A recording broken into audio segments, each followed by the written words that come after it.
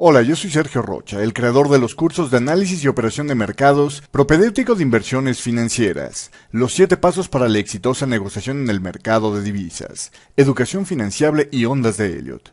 El curso que estás a punto de ver forma parte de mi colección y he decidido publicarlo de manera abierta para que todos puedan beneficiarse de él sin costo alguno. Sin embargo, toma en cuenta que este, como cualquiera otro de mis videos, es tan solo el texto base, la parte teórica dentro de tu aprendizaje. Con solo verlo, no estarás listo para operar, en mi opinión, pues sería tanto como decir que leyendo un libro sobre cómo volar un avión, esto ya te convierte en un piloto comercial.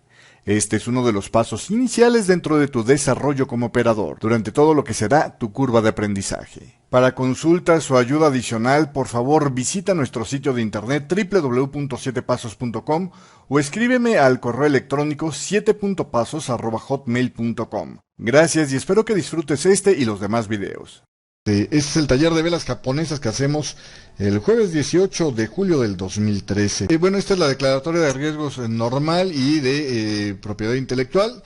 Y una vez hecha esta advertencia, si tú quieres leerla completa, pausa el video en este momento. Es básicamente lo mismo de ley que tenemos en todos los cursos. Y ahora sí, vamos a empezar con el primer tema, que es la composición de la vela. Decíamos que hay dos tipos de... la información que se maneja en el mercado de cualquier, en el gráfico de cualquier mercado, de cualquier instrumento del mercado, es la misma, por ejemplo, que se utiliza en otras técnicas como las llaves, el gráfico de llaves. Son 4 datos: la apertura, el máximo, el mínimo y el cierre, ¿no? Y la diferencia entre las llaves y las velas japonesas, decíamos muy rápidamente, es el color. Si el color es de un predeterminado, que eso lo puedes cambiar en cada gráfico, pues tienes una vela que es alcista, y si el color es el otro, pues la tienes bajista. ¿Cómo saber cuál es el color? Tienes que observar un gráfico y viendo en algún lugar donde se haya dado algún recorrido. Por ejemplo, en este gráfico veo que hay un recorrido de arriba hacia abajo, y la mayoría de estas velas son rojas. Bueno, de hecho todas estas velas son rojas. Bueno, pues esto me hace pensar que las velas rojas significa que son sesiones bajistas, y las velas azules, que es el otro color que tenemos, pues son velas alcistas. Algunos otros programas como MetaTrader manejan un tercer color, que son el color de línea, que se utiliza para, y creo que es más bien un tema de programación, pero se utiliza para precisamente las velas donde el precio de apertura y de cierre es exactamente el mismo. O sea, los dojis utilizarían un tercer color, pero normalmente se manejan solo 2 colores. Y básicamente esa es la idea, ¿no? La idea de las velas japonesas es ayudarte con un golpe visual, que es el color del cuerpo de la vela.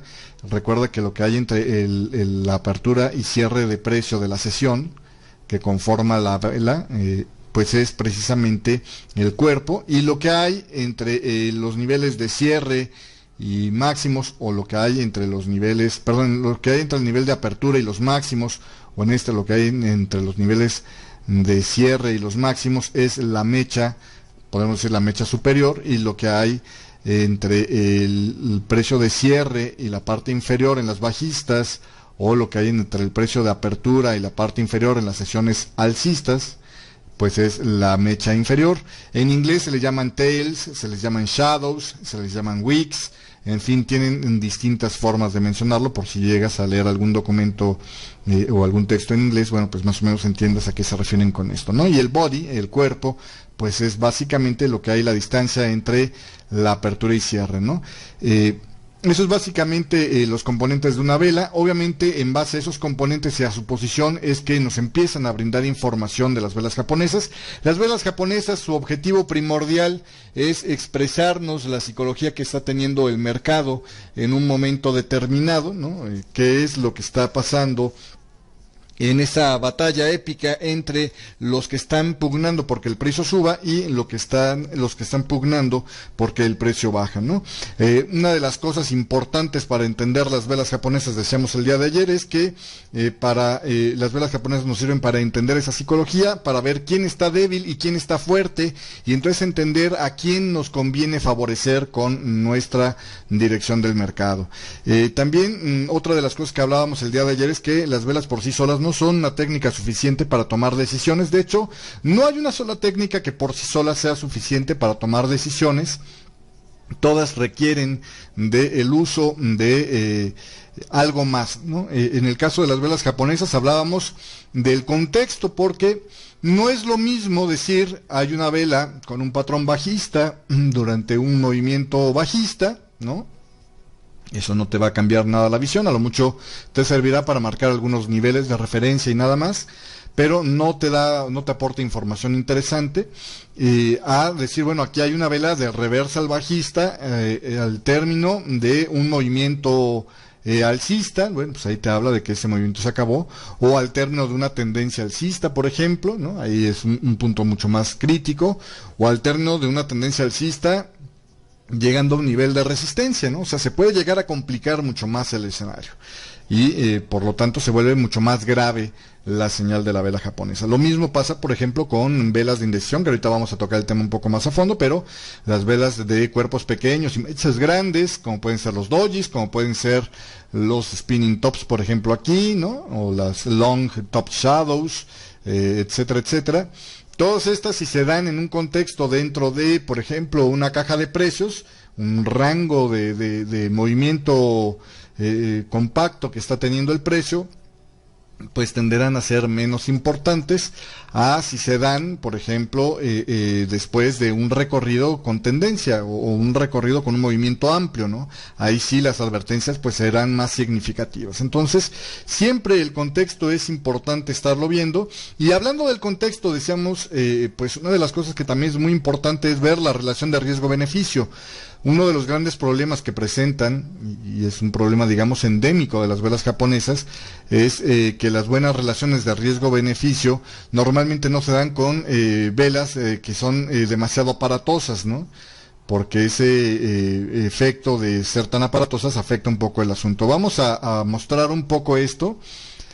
Por ejemplo, yo me encuentro una vela enormemente bajista, pero dado el contexto que tengo, yo no sé aquí qué tanto más pueda correr el precio hacia la baja. Entonces, si no estuviera rompiendo una zona de soporte, por ejemplo, esta benchmark, que es el nombre de este tipo de vela que tenemos aquí, que ahorita la vamos a repasar más en detalle, no tendría mucho significado, ¿no?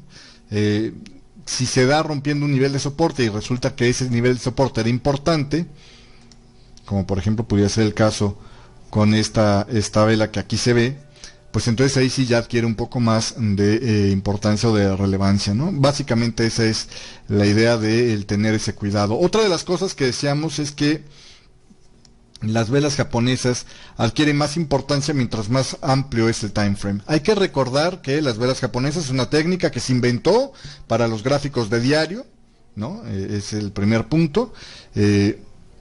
Cuando se inventó la técnica de velas japonesas no había forma de llevar los recuentos intradiarios, ¿no? Había alguien que pudiera decir, si costaba trabajo ponerse de acuerdo cuánto iba a durar una sesión, ¿no? Y normalmente se utilizaban cosas tan tecnológicas como una vela, ¿no? Cuando se consumía toda la vela, se acababa la sesión, y en Japón, precisamente ahí en el mercado de arroz de Japón, donde inicia esta técnica de las velas japonesas, pasaba un tipo con una cubeta y mojaba literalmente a los operadores que estuvieran manteniendo las operaciones más allá del tiempo debido, ¿no? Es decir, cuando se acababa la vela, todo el mundo sabía que se daba un aviso y todo el mundo tenía que parar las negociaciones en ese momento, en esa sesión, y si alguien se seguía intentando hacer un negocio, llegaba el tipo de la cubeta y lo mojaba, ¿no? Entonces, si había eso tan rudimentario para tan solo llegar al punto de tener contabilizado el tiempo de una sesión completa de trading, de lo que era un día de trading en ese mercado de arroz, pues ahora imagínese, ¿no? El problema que representaría estar llevándole la cuenta de los gráficos de 15 minutos, ¿no? Pues algo imposible. Es hasta la aparición de elementos tecnológicos que ya se puede utilizar distintos timeframes. Por ejemplo, todavía al principio de la teoría Dow no se utilizaban las velas intradiarias, ¿no? Se llevaba algún registro, pero no era algo sistémico. La gente contrataba ayudantes para llevar los gráficos de hora y eran pues calculados muy manualmente, entonces podían diferir los niveles de cierre de precio. Entonces para empezar, esta técnica se inventa con gráficos diarios y se podría aplicar a time frames superiores, ¿no? Diarios, semanales, eso sí se podría hacer, pero normalmente estas señales no se veían para intradiarios. Ahora, ¿qué pasa? Ese es desde el primer punto, ¿no? De cómo fue inventada la técnica, pero por la cualidad fractal del mercado se asocia que también puede funcionar para time frames menores a un día y se pueden utilizar en gráficos de 1 hora, se pueden utilizar en gráficos de 15 minutos y Steve Nissen, el padre de las velas japonesas en el mundo occidental, dice que se pueden utilizar hasta las de 1 minuto. Yo en la experiencia que he tenido, sobre todo en los últimos 2 años que me he dedicado a investigar el tema del scalping, le puedo decir con un alto grado de certeza que en time frames menores de 15 minutos, realmente la confiabilidad de las velas japonesas es mucho menor que la que podrías encontrarte en time frames de 1 hora de diario, mucho mejor inclusive, de 4 horas es buena, y de time frames superiores, ¿no? Porque hay varios factores. Yo se lo aduzco a un par de factores. Una, observemos que en un gráfico, por ejemplo, de diario, por ejemplo en el eurodólar decíamos, ¿no? Si tú observas una vela promedio diaria, pues los rangos son relativamente de aproximadamente 100, 120 pips en promedio, por hablar de las distancias, ¿no? Una vela normal, estamos hablando de 150 pips aquí, digo más o menos para hablar, ¿no? 160 pips en este caso, por poner nada más un muestreo, ¿no? De máximos a mínimos. Y los cuerpos, pues más o menos vienen siendo como el 80% de ese recorrido. Entonces, más o menos estamos hablando, te digo, de distancias. Vamos a poner en promedio 170 pips. Dentro de esos 170 pips, pues digamos que para que una vela sea mayormente cuerpo y menormente mechas, pues la diferencia de pips tiene que ser, pues a lo mejor de unos 20, 30, 40 pips, ¿no? Por lo menos. Pongamos un promedio de 40 pips. Recorrer 40 pips es un recorrido que pues requiere normalmente en condiciones normales, cuando hay un fundamental a lo mejor puede ser en un instante, ¿no? Como lo hemos estado viendo últimamente, por ejemplo en la libra, ¿no? Que en cuestión de 2 minutos corrió hace un par de días pues 100 y tantos pips, ¿no? 110, 120 pips, cosa de 2 minutos. Pero normalmente un recorrido de esa distancia de 40 a 50 pips requiere una cantidad de minutos importantes. A lo que voy es, si la vela cierra 1 minuto o si le faltaba 1 minuto para terminar, realmente ya ahí ya estás más o menos claro de cuál va a ser el destino de esa vela, si va a ser una vela decisiva, si va a ser una vela grande, va a ser una vela chica, si va a ser una vela mediana, etcétera, ¿no? En las velas de 1 minuto, los recorridos que se pueden hacer en 1 minuto son mucho menores. El promedio de una vela dentro de 1 minuto, ¿no? De un gráfico de 1 minuto, la gran mayoría de las velas, pues, son más o menos, digamos, como este tamaño, ¿no? Pongamos un ejemplo estándar donde no sea ni la vela más grande ni la vela más chica, y verás que son 6 pips. La diferencia entre máximos y mínimos en esta vela son 6 pips. Y digamos que la mayoría de las velas son de 6 pips. Las velas muy grandes, en 1 minuto, por ejemplo, una vela de 10 pips de máximos a mínimos, ya es una vela grande. Por ejemplo, esta fue una vela grande, creo yo. Pues ya habla de tener aproximadamente unos 10 pips o un poco más de 10 pips, ¿no? Por ejemplo, esta fue una vela enorme. Velas que generan comportamientos así muy, muy violentos, como esta, ¿no? 16 pips en 1 minuto. Pues ya te hablan de una actividad extraordinaria, pero fuera de esos casos aislados, la mayoría de las velas están rangueando en, pues digamos, 5 o 6 pips. Y 5 o 6 pips se pueden hacer fácilmente en 3-4 segundos. Que se sostenga, eso ya es otra cosa, pero un movimiento de 5 o 6 pips, de 2 veces el spread, 3 veces el spread para el caso del eurodólar, pues realmente se puede recorrer en cuestión de instantes. Entonces, realmente la importancia o la diferencia que hay entre esta vela, digamos, y esta otra vela de aquí, pues a lo mejor se hizo en la entrada de un solo participante. No nos habla mucho del compromiso que hay en el mercado. ¿Sí me explico? Ese es el gran problema. No nos habla mucho del compromiso que estuvo en el mercado. Y las velas japonesas, una de sus cosas fuertes es reflejar no solo los equilibrios entre las fuerzas de compra y venta, porque eso lo puedes ver lo mismo con un gráfico de línea, por ejemplo, ¿no? Si yo pongo un gráfico de línea puedo entender que aquí hubo un equilibrio, ¿no? Hablando de una mayor fuerza para los compradores que para los vendedores, ¿no? Eso creo que puede quedar claro de entenderse.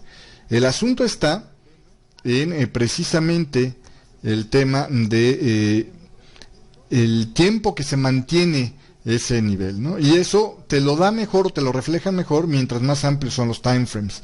Cuando los timeframes son pequeños es más difícil que esto se pueda estar reflejando. Veíamos en qué formas podíamos catalogar a las velas japonesas. Teníamos distintos criterios por los cuales podemos catalogar a las velas japonesas. Por la relación entre el precio de apertura y cierre, podemos decir que son alcistas, bajistas o doji, si no hay diferencia entre estas velas. Esto ya lo vimos ahorita con los colores. Por su tipo de avance, pueden ser velas de decisión o de indecisión, es decir, si la vela cubre y termina en el extremo opuesto y es una vela grande, podemos decir que es una vela de decisión, o si tiene grandes mechas y cuerpos pequeños, es una vela de indecisión, es decir, es una vela donde no está tan clara la relación de fuerzas entre un grupo y el otro. Podemos decir que uno ganó por un poquito más, pero realmente no hay una claridad en ese tema. Es un poco como los partidos de fútbol cuando quedan en empates o cerca del empate, ¿no? No es lo mismo decir un partido, no te dice tanto sobre lo bueno que fueron los dos equipos si un partido termina 1-1 o 1-0. Suena un partido reñido, puede haber sido que los dos eran igual de buenos, ¿no? A un partido donde, por ejemplo, la goliza que le puso España, creo que a Túnez, o no me acuerdo a qué equipo, pero que acababa de pasar ahorita, que le habían metido una goliza, pero hasta por debajo de las orejas, 8-0, algo así acabaron, ¿no? Y todavía el director técnico de España felicita al deportivismo del otro equipo, ¿no? Bueno, ¿qué más le quedaba decir, no? Es que le metieron, porque no les podía felicitar la técnica, ¿no? No les podía felicitar la capacidad, ¿no? Ahí sí se nota en ese marcador tan grande, tan dispar, ¿no? 8-0, que el equipo que anotó 8 goles, sea quien sea, era muchísimo mejor que el equipo que no anotó un solo gol, ¿no? Lo mismo pasa con las velas japonesas, o sea, si tú ves una vela que de inicio a fin fue totalmente alcista, vuelvo a regresar un poco al gráfico, si tú ves que la vela japonesa, por ejemplo, esta de aquí, bueno, tú sabes que en este periodo, pues la gente estaba enfocadísima a vender, ¿no? Ahí hubo una cantidad de ventas impresionante, ¿no? Entonces, pues realmente no había mucho más que decir, nada más que, pues, estaba avasallando el equipo de los bajistas, ¿no? Me voy a pasar nada más a gráficos de diario, nada más por tener unas gráficas que sirvan un poco más de ejemplo, por lo que ya hemos comentado anteriormente. Decíamos, bueno, si esto llegara a suceder así, pues realmente no hay mucho más que decir, ¿no? Simplemente estamos ante un escenario donde, pues realmente el que dominó claramente fue el equipo que estaba alcista o bajista, etcétera, ¿no? Por ejemplo, en este caso aquí es clarísimo que en esta sesión hubo mucho más vendedores que compradores, ¿no? En el momento en el que el día terminó con un recorrido claro, presionando hacia la baja. Que en el Inter pudo haber más momentos alcistas, más momentos bajistas, a lo mejor la mañana fue alcista, ¿no? Y esto fue lo que llevó a esta mecha superior, pero después ya al término de la sesión, pues la mayoría estuvo bajista, y en general en el promedio del día podemos decir, pues la mayoría fue vendedora, ¿no? Y por eso se dio este recorrido bajista, ¿no? Eso es lo que te quieren representar las velas japonesas, y es la diferencia entre las velas de decisión, ¿no? Aquí hubo un gran consenso y por lo tanto una decisión a favor de las ventas, a diferencia de, por ejemplo, estos días, ¿no? Donde pues el precio estuvo subiendo y bajando, pero realmente la distancia entre los compradores y los vendedores fue mínima, ¿no? Lo que lograron llevar a su territorio, los compradores quieren que el precio suba, ¿no? A fuerzas, y meten compras mientras más vaya a haber eso. Bueno, pues realmente no hubo un gran consenso entre si el mercado iba a estar subiendo o bajando durante esta sesión, y termina con estas velas de grandes mechas y pues digamos cuerpos pequeños, ¿no? Esa es la diferencia entre velas de decisión y de indecisión. Continuando con más, por el avance con respecto a las demás también las podemos ver. No es lo mismo ver una vela que vaya subiendo y genere máximos más altos y termine en esa situación, lo que es congruente con lo que hizo, generar nuevos avances hacia el alza, a una vela que avanza a su máximo más alto y de repente se retrae y termina en el medio o en la parte baja, en el tercio inferior, ¿no? Entonces decíamos, velas congruentes son aquellas que terminan, si hacen máximos más altos, terminan cerrando en el tercio superior, y si hacen mínimos más bajos, terminen cerrando en el tercio inferior. Una vela que genere máximos más altos de lo que se había visto en ese movimiento y termine cerrando por debajo del tercio superior es una vela incongruente, es una vela que nos empieza a dar una primera señal, una primera voz de alerta de algo ya no está funcionando muy bien, ¿no? Entonces a eso es a lo que se refieren las velas congruentes y las incongruentes. Las congruentes significa todo va bien, no te preocupes, seguimos adelante, porque el compromiso de los compradores o los vendedores, dependiendo hacia dónde se estuviera moviendo la vela, sigue siendo refrendado hasta el final de esa sesión. Y finalmente la otra por su posición, ¿no? Las velas pueden ser relevantes o irrelevantes. Por ejemplo, una vela que no hace ni máximos más altos ni mínimos más bajos con respecto al movimiento que está viviéndose, y termina en el centro o termina pegado a los máximos o termina pegado a los mínimos, realmente no es muy importante, no aporta mucha información nueva, no ha salido de lo que ya conocemos que fue capaz de hacer el mercado, se vuelve irrelevante. Pero una vela que termina pues haciendo máximos más altos en movimiento alcista, pues te brinda información de que el precio es capaz de avanzar a niveles más altos y que el consenso está en esa dirección o no. La otra es una formación de reversal que se da, por ejemplo una reversal bajista que se da en un movimiento bajista, pues es irrelevante, ¿no? Realmente te servirá nada más para confirmar algunos niveles de soporte o resistencia, que todas las velas japonesas generan niveles de soporte o resistencias, pero más allá de eso no te da información, entonces se vuelve irrelevante. O sea, una Morningstar, ahorita si no entiendes lo que te estoy diciendo lo vas a entender, una Morningstar que se da después de que hay 3 velas alcistas, pues realmente no significa nada, ¿no? No puede revertir alcista un movimiento que ya era alcista de por sí. Lo mismo, ¿no? Un engolfe bajista, pues, o una shooting star después de 3 velas bajistas, pues realmente no te dice nada, ¿no? No hay una información relevante en ese tema. ¿Vale? ¿Todos claros hasta aquí? Vámonos con el siguiente tema entonces. Ya habíamos visto entonces velas alcistas, aquellas donde la apertura está por debajo del precio de cierre y se les asigna un color. Hablábamos de colores normalmente fríos, aunque no hay una necesidad, o sea, no es que esté hecho mal la gráfica si a ti te gusta poner las alcistas en rojo y las bajistas en verde, porque te recuerden que las bajistas van a dar, cuando se acabe esa tendencia, una oportunidad de compra, ¿no? Entonces, pues bueno, si tú quieres meter que las bajistas son verdes, puedes hacerlo, no hay realmente un error ahí, aunque la mayoría de la gente tiende a utilizar colores cálidos para las caídas y colores fríos para las alzas, grises, verdes, blancos, en fin, ¿no? Por ejemplo, las configuraciones que están de colores en este curso, de velas blancas y negras, están hechas a como los vas a encontrar en un libro de texto, ¿no? Si el fondo fuera blanco, la mayoría de la gente utiliza velas blancas para las alzas y velas negras coloreadas de negro para las bajas, ¿no? Y las velas de indecisión, que bueno, pues simplemente tienes largas mechas y tienes cuerpos pequeños, o simplemente con que haya cuerpos pequeños estén ahí. Una de las cosas que es importante que entiendas es que los japoneses no les gusta ser rígidos en las definiciones de las velas japonesas. Ellos prefieren dejar espacio para que el criterio opere. No hay una forma de decir, oye, en el euro, ¿de cuántos pips tiene que ser una vela grande?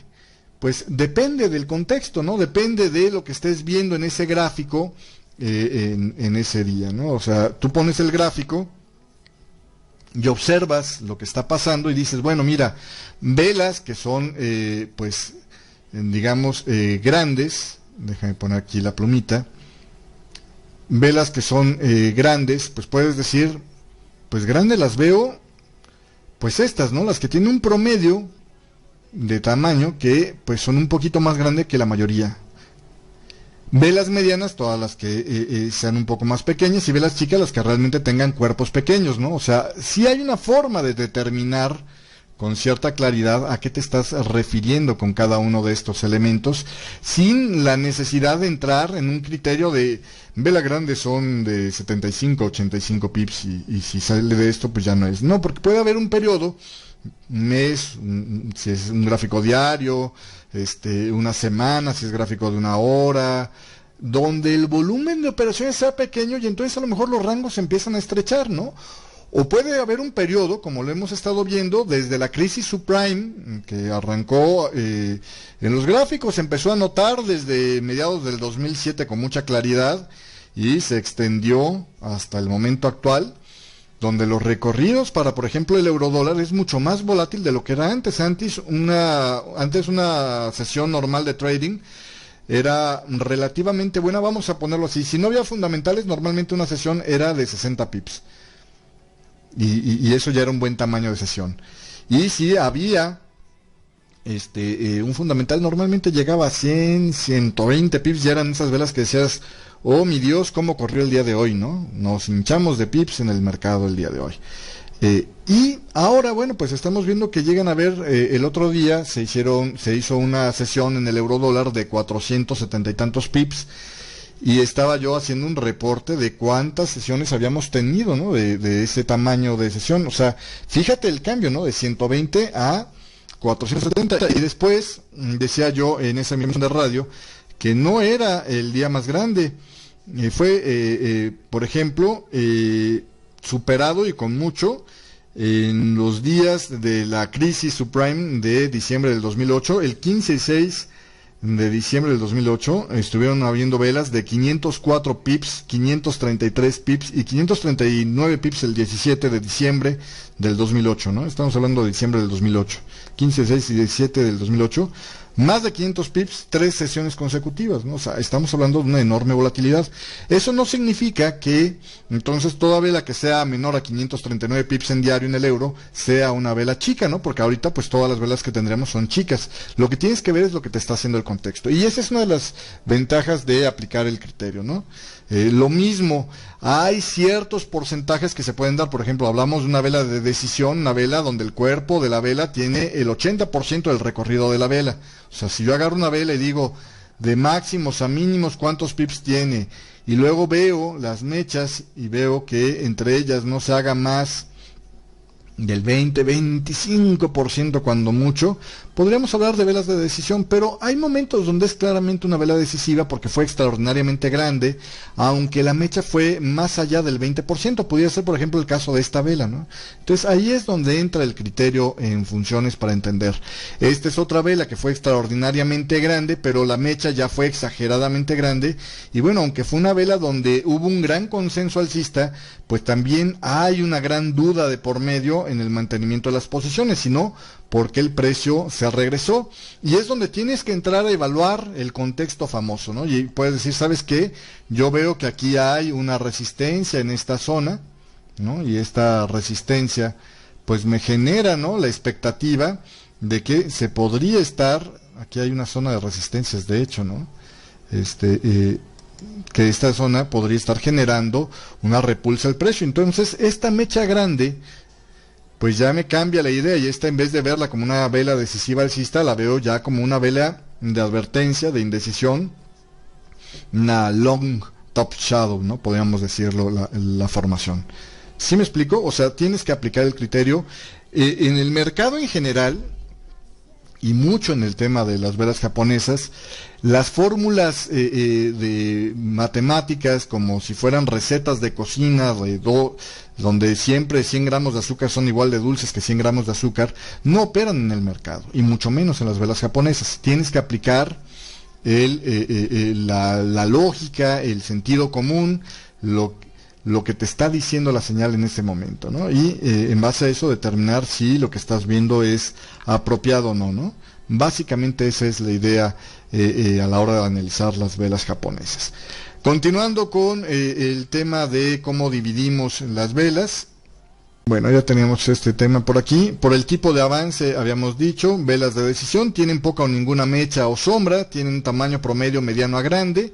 Velas de indecisión, pues todas las demás, podemos resumirlo, ¿no? Pueden tener mucha o poca mecha. El tamaño del cuerpo de la vela normalmente es de mediano a chico. Mientras más chico, más indeciso. Y mientras más grandes las mechas y más chico, o sea, mientras más fuerte la proporción de mechas con respecto al tamaño del cuerpo, más indecisión se puede entender. Y insisto una vez más, esto tiene que ver con el tema de el sentido común.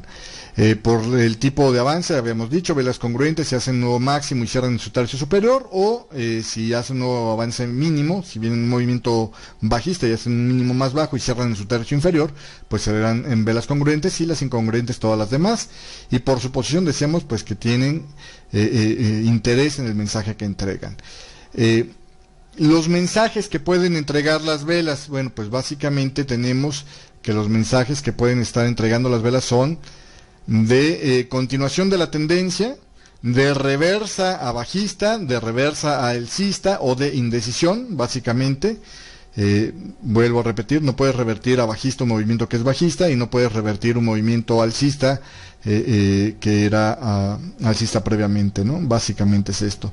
Tampoco puedes volver indeciso un movimiento indeciso, y esto va para lo que son las cajas de precio o las consolidaciones famosas.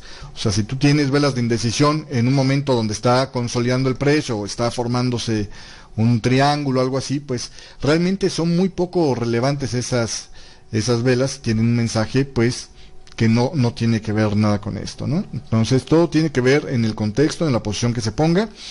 Y vuelvo a insistir, hablando del contexto, también las relaciones de riesgo-beneficio son importantes, y ahorita lo vamos a ver un poco más a fondo. En tendencias alcista, una reversa alcista es un factor para una señal de entrada, ¿no? O sea, si yo tengo una tendencia alcista, voy otra vez al gráfico, déjame comprimir un poco más las velas para ver las tendencias. Supongamos que yo estoy aquí, ¿no? Estoy en una tendencia alcista. Entonces, en una tendencia alcista, las señales de reversa alcista me van a servir para iniciar operaciones. Y por eso es importante analizar el contexto y no nada más la vela en la que estamos, ¿no? Entonces, si yo estoy en una tendencia alcista y veo engolfings alcistas, morning stars o estrellas de la mañana, o veo hammers, pues yo estaré buscando activamente la forma de entrar al mercado si la relación de riesgo-beneficio lo permite. En las tendencias bajistas, como por ejemplo en esta parte, las señales de reversa al alcista me van a servir para lo contrario, me van a servir para salir del mercado, ¿no? Por ejemplo, si yo empecé a vender aquí y veo una señal de reversa al alcista, pues obviamente no voy a iniciar compras, pero sí voy a tomar utilidades. Por ejemplo, aquí puedo yo tener una especie de mini engolfing alcista, ¿no? O inclusive tal, no es, debe ser una Morningstar, no es Morningstar, pero empiezo a ver yo ahí o bueno, esta más bien es una Doji Close High, ¿no? Con toda seguridad. Porque digo, el tamaño de esta vela no era muy importante, ahorita no era muy grande, ahorita lo vamos a tocar más en detalle, pero nada más para que quede correcto. Esta es una Doji Close High, y bueno, esta Doji Close High es una reversal alcista, una reversal temprana alcista, y esto me avisa a mí de que es un buen momento para tomar utilidades, sobre todo si hay otras señales que respalden esa idea, ¿no? Entonces, esta es la importancia. Lo mismo pasa para las reversas bajistas. Por ejemplo, si yo estoy en una tendencia bajista y me encuentro un reversal bajista como esta Evening Star que hay por aquí, bueno, pues esta Evening Star es una señal para entrar a vender, ¿no? ¿Por qué? Porque estoy en una tendencia bajista. Veo que estoy en una tendencia bajista y veo un reversal bajista, quiero abrir un trade en ese nivel. Y por el contrario, si me encuentro señales de reversal bajistas en una tendencia alcista, lo que voy a hacer es voy a tomar mis utilidades, ¿no? Por ejemplo, en esta tendencia alcista, ya había swings alcistas, veo esta Evening Star y digo, ¿sabes qué? Esto es una reversal bajista, es momento de salirme. Entonces, es muy importante no confundirse con esto, porque el tomar una reversa alcista como un motivo para comprar entrando al mercado siempre es un error igual de grande que el decir que en cualquier momento podría yo estar entrando al mercado, ¿no? O sea, tiene que ver con el contexto, insisto una vez más. En tendencias bajistas, una reversal bajista ya lo habíamos visto, y en tendencias, una vela de indecisión es igual a neutralidad en el movimiento, no de salida. Y ese es un punto muy importante, hay que recordar que los dojis o las velas de indecisión no son per se suficientes en todos los casos para decidir salirme del mercado. Mucha gente dice, hay un doji y el mercado se va a regresar. A veces sí, a veces no. ¿Cuándo sí es más probable, o cuándo es más probable que ese sí se va a regresar? Cuando se da ese reversal en un punto crítico. Por ejemplo, aquí quedó un ejemplo que ni medido. Teníamos un potencial triángulo desarrollándose en el mercado. Déjame utilizar esta. Fíjate cómo tenemos un triángulo que ya estaba dado por estos dos puntos. Y en la parte, ¡ay! Casi hubiera sido, de lejos se veía bonito el ejemplo, pero bueno, a lo mejor lo podemos salvar poniéndolo por aquí. No es así un triángulo muy bonito, pero bueno, supongamos que esto lo vamos a considerar como un triángulo. Sería debatible si es un muy buen triángulo para el Forex o no, pero en cualquier otro instrumento sería justificable como un triángulo. Y yo me encuentro que justamente en el punto donde, si yo proyecto estos dos puntos, llega mi línea del vértice superior del triángulo y ahí se me forma un doji, decir en este punto es más probable que el mercado se va a dar la vuelta hacia la baja es una aseveración mucho más correcta que decir en este punto o en este punto se va a revertir el mercado porque hay un doji. ¿Sí me explico? O en este punto, porque aquí no tengo nada que pese o que corrobore la visión de que el doji puede revertir.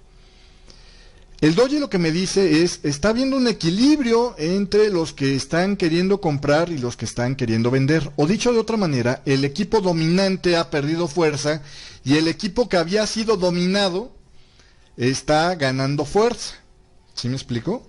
Entonces, un doji, el ver que el equipo dominante, los alcistas, perdieron por momentos el control del mercado en este nivel donde el triángulo estaría cumpliéndose, es una señal mucho más clara de que el precio está dispuesto a ir hacia la baja que en este punto donde yo veo un doji, pero realmente no hay mucho, o en este punto de aquí también, donde no hay mucho. De hecho me gusta más este ejemplo, donde no hay mucho, donde yo pudiera decir, bueno, ¿y ahí qué, no? ¿Por qué se va a dar la vuelta ahí?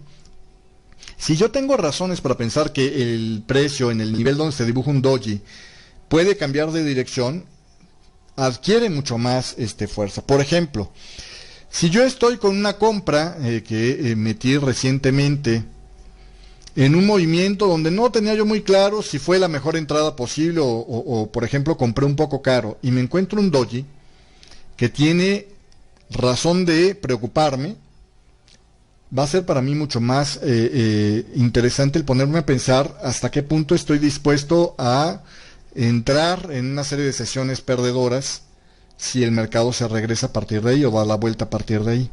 ¿Sí me explico?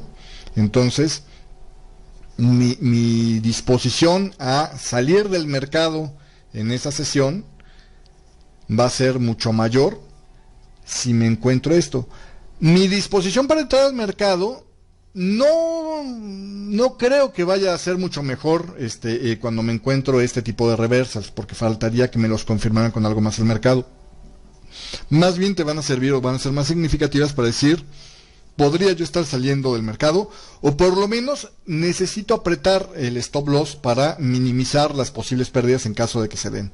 Sí queda clara la diferencia entre estas dos ideas, cuando me encuentro un doji en una posición relevante y cuando me encuentro un doji en una posición que no es relevante.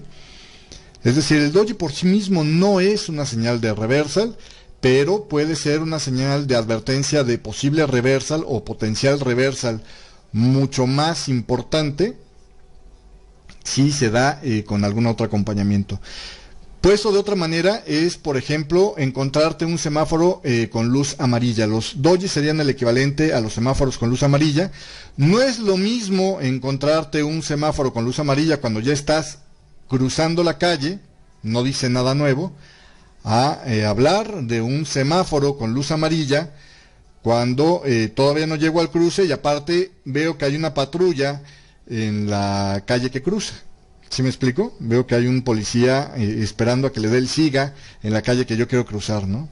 Obviamente esa luz amarilla va a ser de mucho más atención para mí, de tenerle mucho más cuidado, y consideraré con mucha más fuerza la posibilidad de frenarme si estoy en ese punto, a si estoy en un cruce donde ya estoy adentro de la boca calle y se puso en amarillo y nada más, ¿no? Esa es la diferencia. Continuando con más, vamos a entrar ahora ya nada más a hacer un recuento rápido, un repaso rápido de las velas de indecisión. Las características de las velas de indecisión, decíamos, son cuerpos pequeños, grandes mechas. Si se da la combinación de estas dos cosas, todavía más claro que es de indecisión. Si yo estoy en un movimiento en el mercado y empiezo a ver que crecen las mechas, es una señal de alerta esa.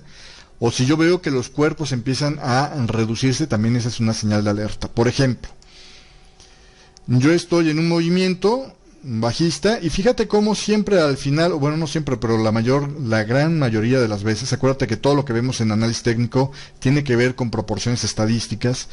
La gran mayoría de los movimientos, cuando llegan al momento donde van a quebrarse, reducen el tamaño de los cuerpos y pudieran agrandar el tamaño de las mechas. Entonces, si yo veo esta combinación de factores, empiezan a ser alertas de algo está pasando por ahí. Aunque yo no tengo el contexto de esta gráfica, puedo asumir que cuando empiezo a ver este tipo de cosas, una, es más propenso el mercado a darse la vuelta, y dos, algo debe haber en esa zona que está haciendo reaccionar al precio.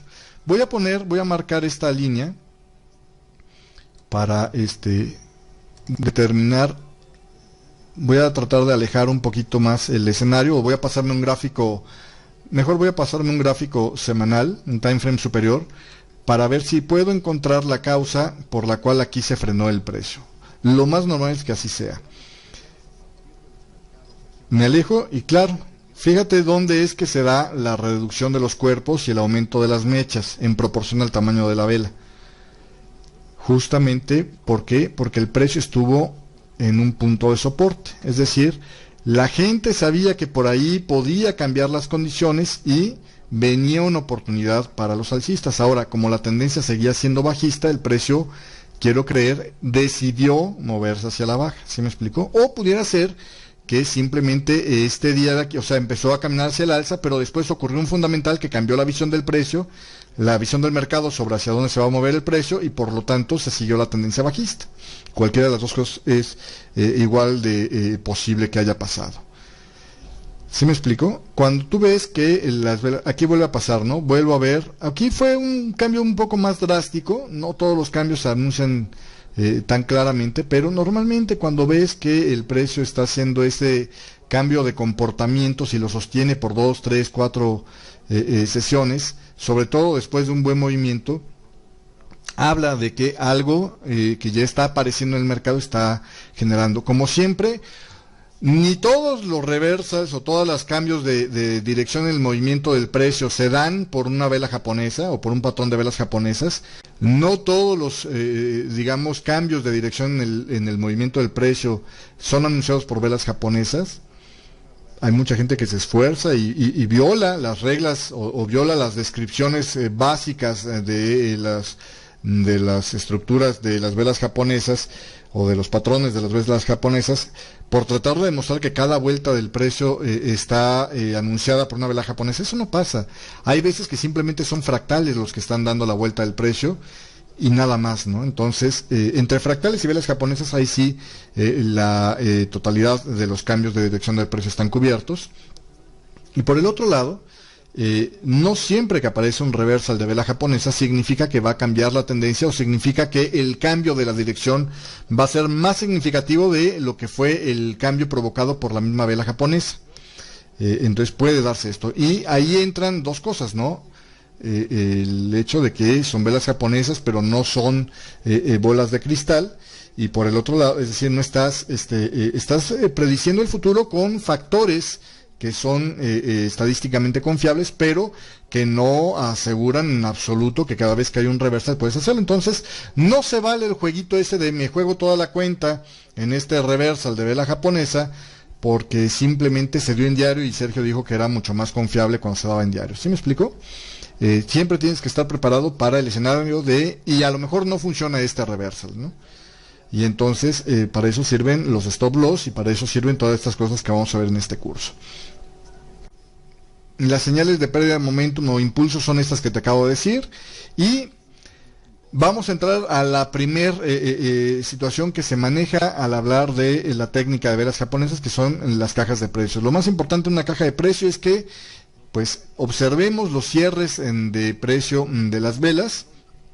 ¿Para qué? Para ver si ese cierre de precio nos va a indicar que está listo para salir o no, está listo para salir de la caja de precio. Una caja de precio se puede ensanchar por las mechas de la vela.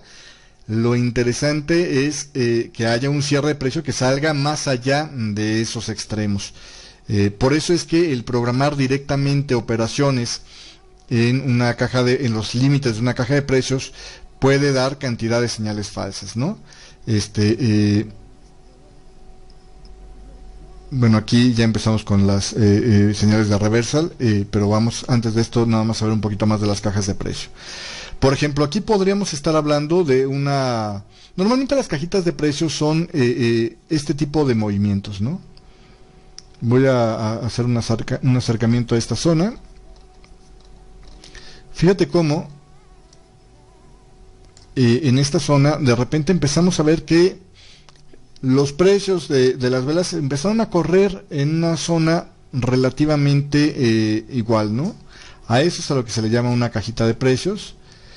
Tenemos identificados, digamos, niveles de resistencia y niveles de soporte dentro de esa cajita de precios, que originalmente pues podemos decir que era en este rango, después se amplió un poquito más, por las mechas te digo que se nota esto, pero es hasta que hay un cierre de precio que realmente podemos decir, sabes que ahora sí ya vale la pena estar ahí. Entonces, si vas a entrar a comprar o vender por una caja de precios, lo recomendable sería que entraras a comprar o vender con una operación del tipo on close only, es decir, solo si el cierre de precios muerde a la cajita de precios, podría ser buena idea estar tomando la decisión en esa caja de precios.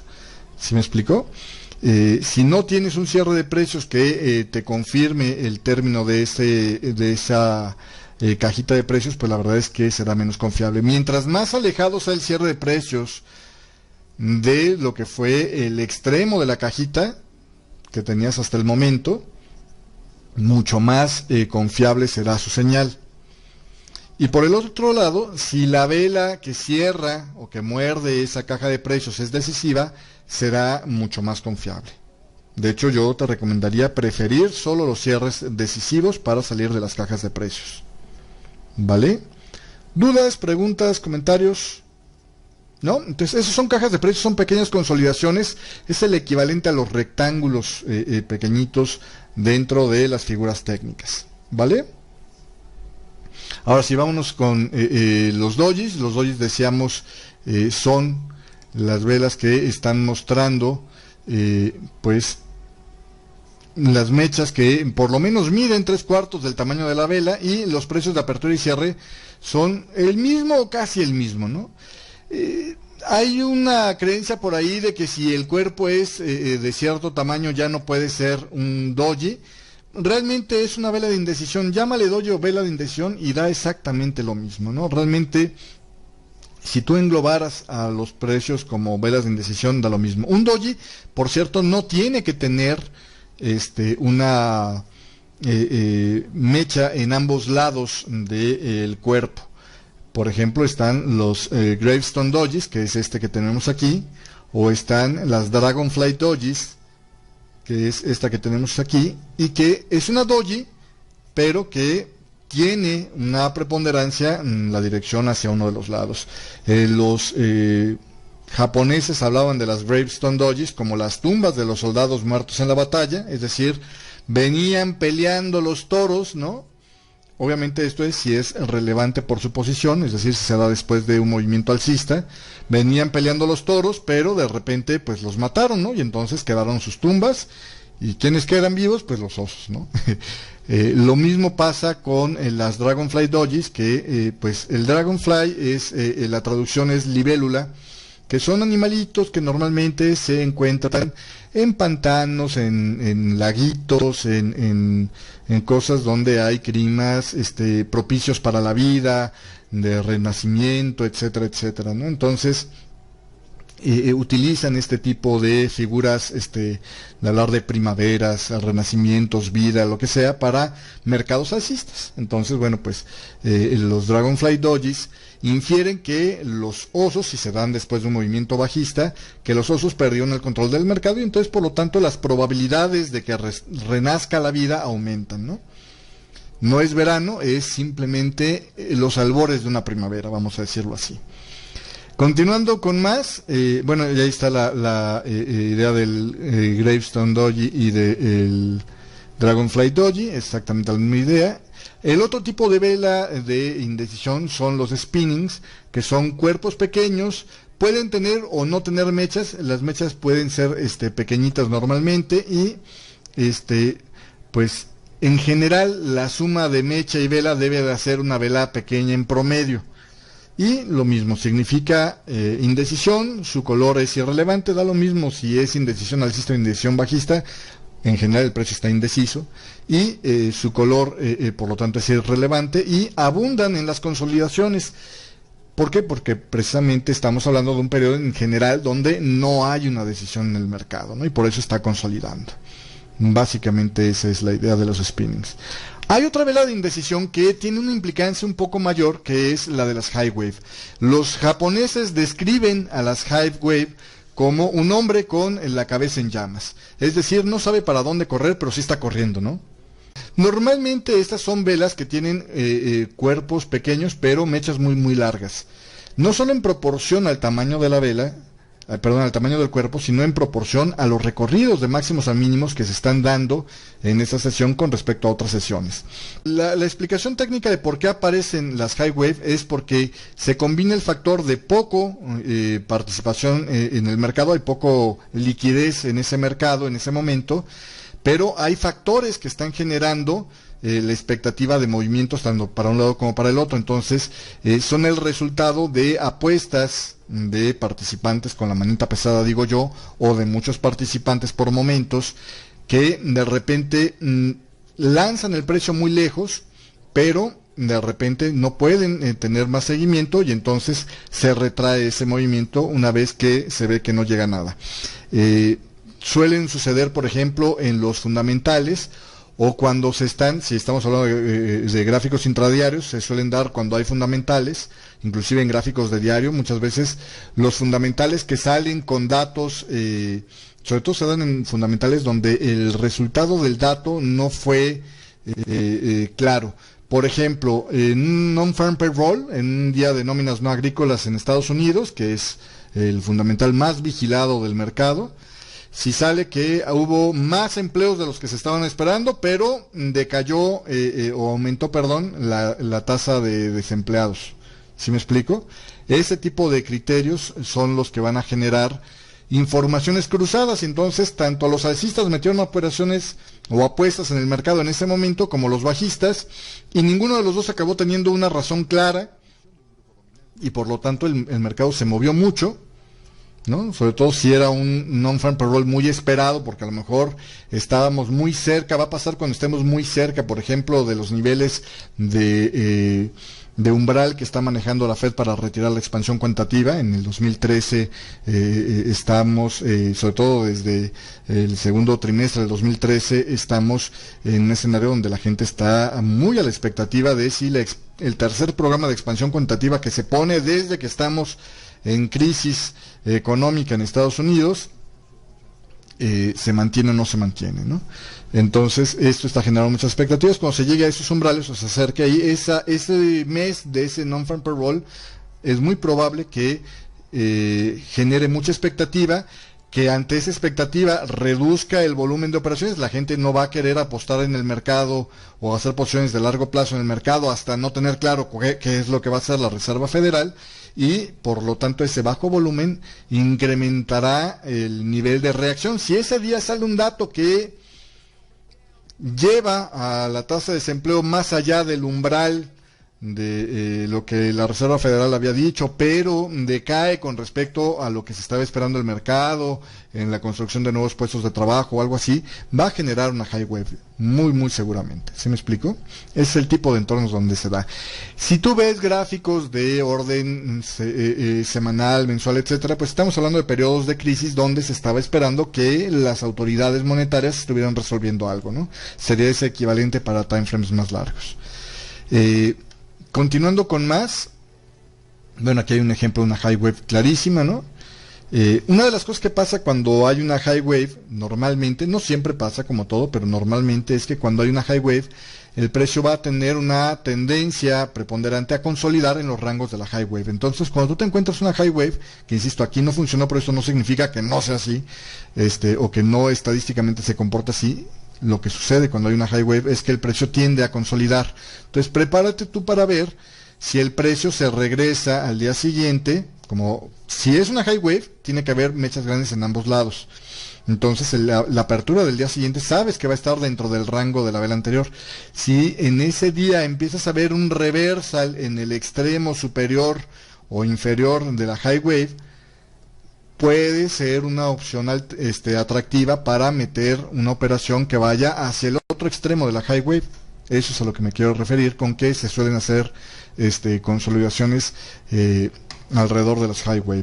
¿Cuándo ignorar una vela de indecisión? Bueno, cuando no sea relevante, cuando el mercado esté consolidado, cuando el mercado esté en horas de poco volumen. Eso es algo muy importante, ¿no? Mucha gente de repente se emociona mucho porque ve ciertas velas en mercados cuando ya se acabó el volumen de operaciones, por ejemplo, si está operando en intradiario, o cuando se acercan a periodos vacacionales.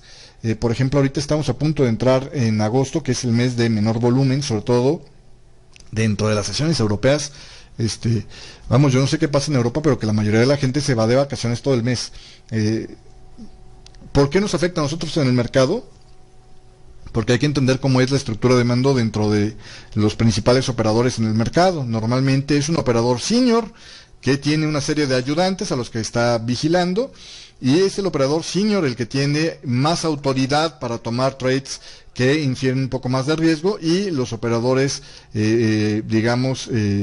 junior, pues son los que cumplen el criterio de la estrategia que hayan diseñado con su senior al inicio de la sesión, y cuando el senior se va de vacaciones, pues normalmente sí quedan operando, pero en los rangos que ya están preestablecidos en el mercado y de acuerdo a las reglas que les habían establecido. Entonces, las capacidades de generar grandes tendencias o cosas así son mucho menores en esas épocas donde haya días feriados. Otra vez, como por ejemplo, si tú operas en intradiario y resulta ser que uno o dos de los mercados más importantes de tu horario están cerrados, por ejemplo, la sesión europea se va de vacaciones o es día feriado para el Reino Unido, realmente va a ser una caída fuerte en el mercado, o cualquier día de los feriados de Estados Unidos. De hecho, por eso nosotros ni transmitimos en Radio Forex Hispana, ni yo opero en los días feriados en Estados Unidos, cuando los mercados de Estados Unidos van a estar cerrados, porque el mercado se vuelve muy flojo y la verdad es que la mayoría de las veces no se hacen avances interesantes, y si se hacen esos avances, lo más probable es que ni siquiera hubieran sido susceptibles de ser operados en base a una técnica adecuada, ¿no? Entonces son movimientos que se dan precisamente extraordinariamente grandes porque alguien con la mano muy pesada metió un manotazo en el mercado cuando había poco liquidez, y son movimientos de esos de que se avanzan 60, 70, 80 pips, pero en cosa de un minuto, y que ni Dios que lo pueda agarrar a menos de que fueras adivino, ¿no? Entonces, las velas de indecisión no son importantes ahí, también cuando se dan en un punto donde no hay una referencia, decíamos, ¿no? También cuando esté por salir un fundamental es exactamente el mismo caso, ¿no? Cuando no hay interés de participación en el mercado, pues las velas de indecisión tampoco tendrán relevancia. Espero que estés disfrutando el video. Te recuerdo, para cualquier consulta o ayuda adicional que necesites, visita por favor nuestro sitio de internet www.7pasos.com o escríbeme a 7.pasos@hotmail.com. Te dejo para que continúes viendo el video.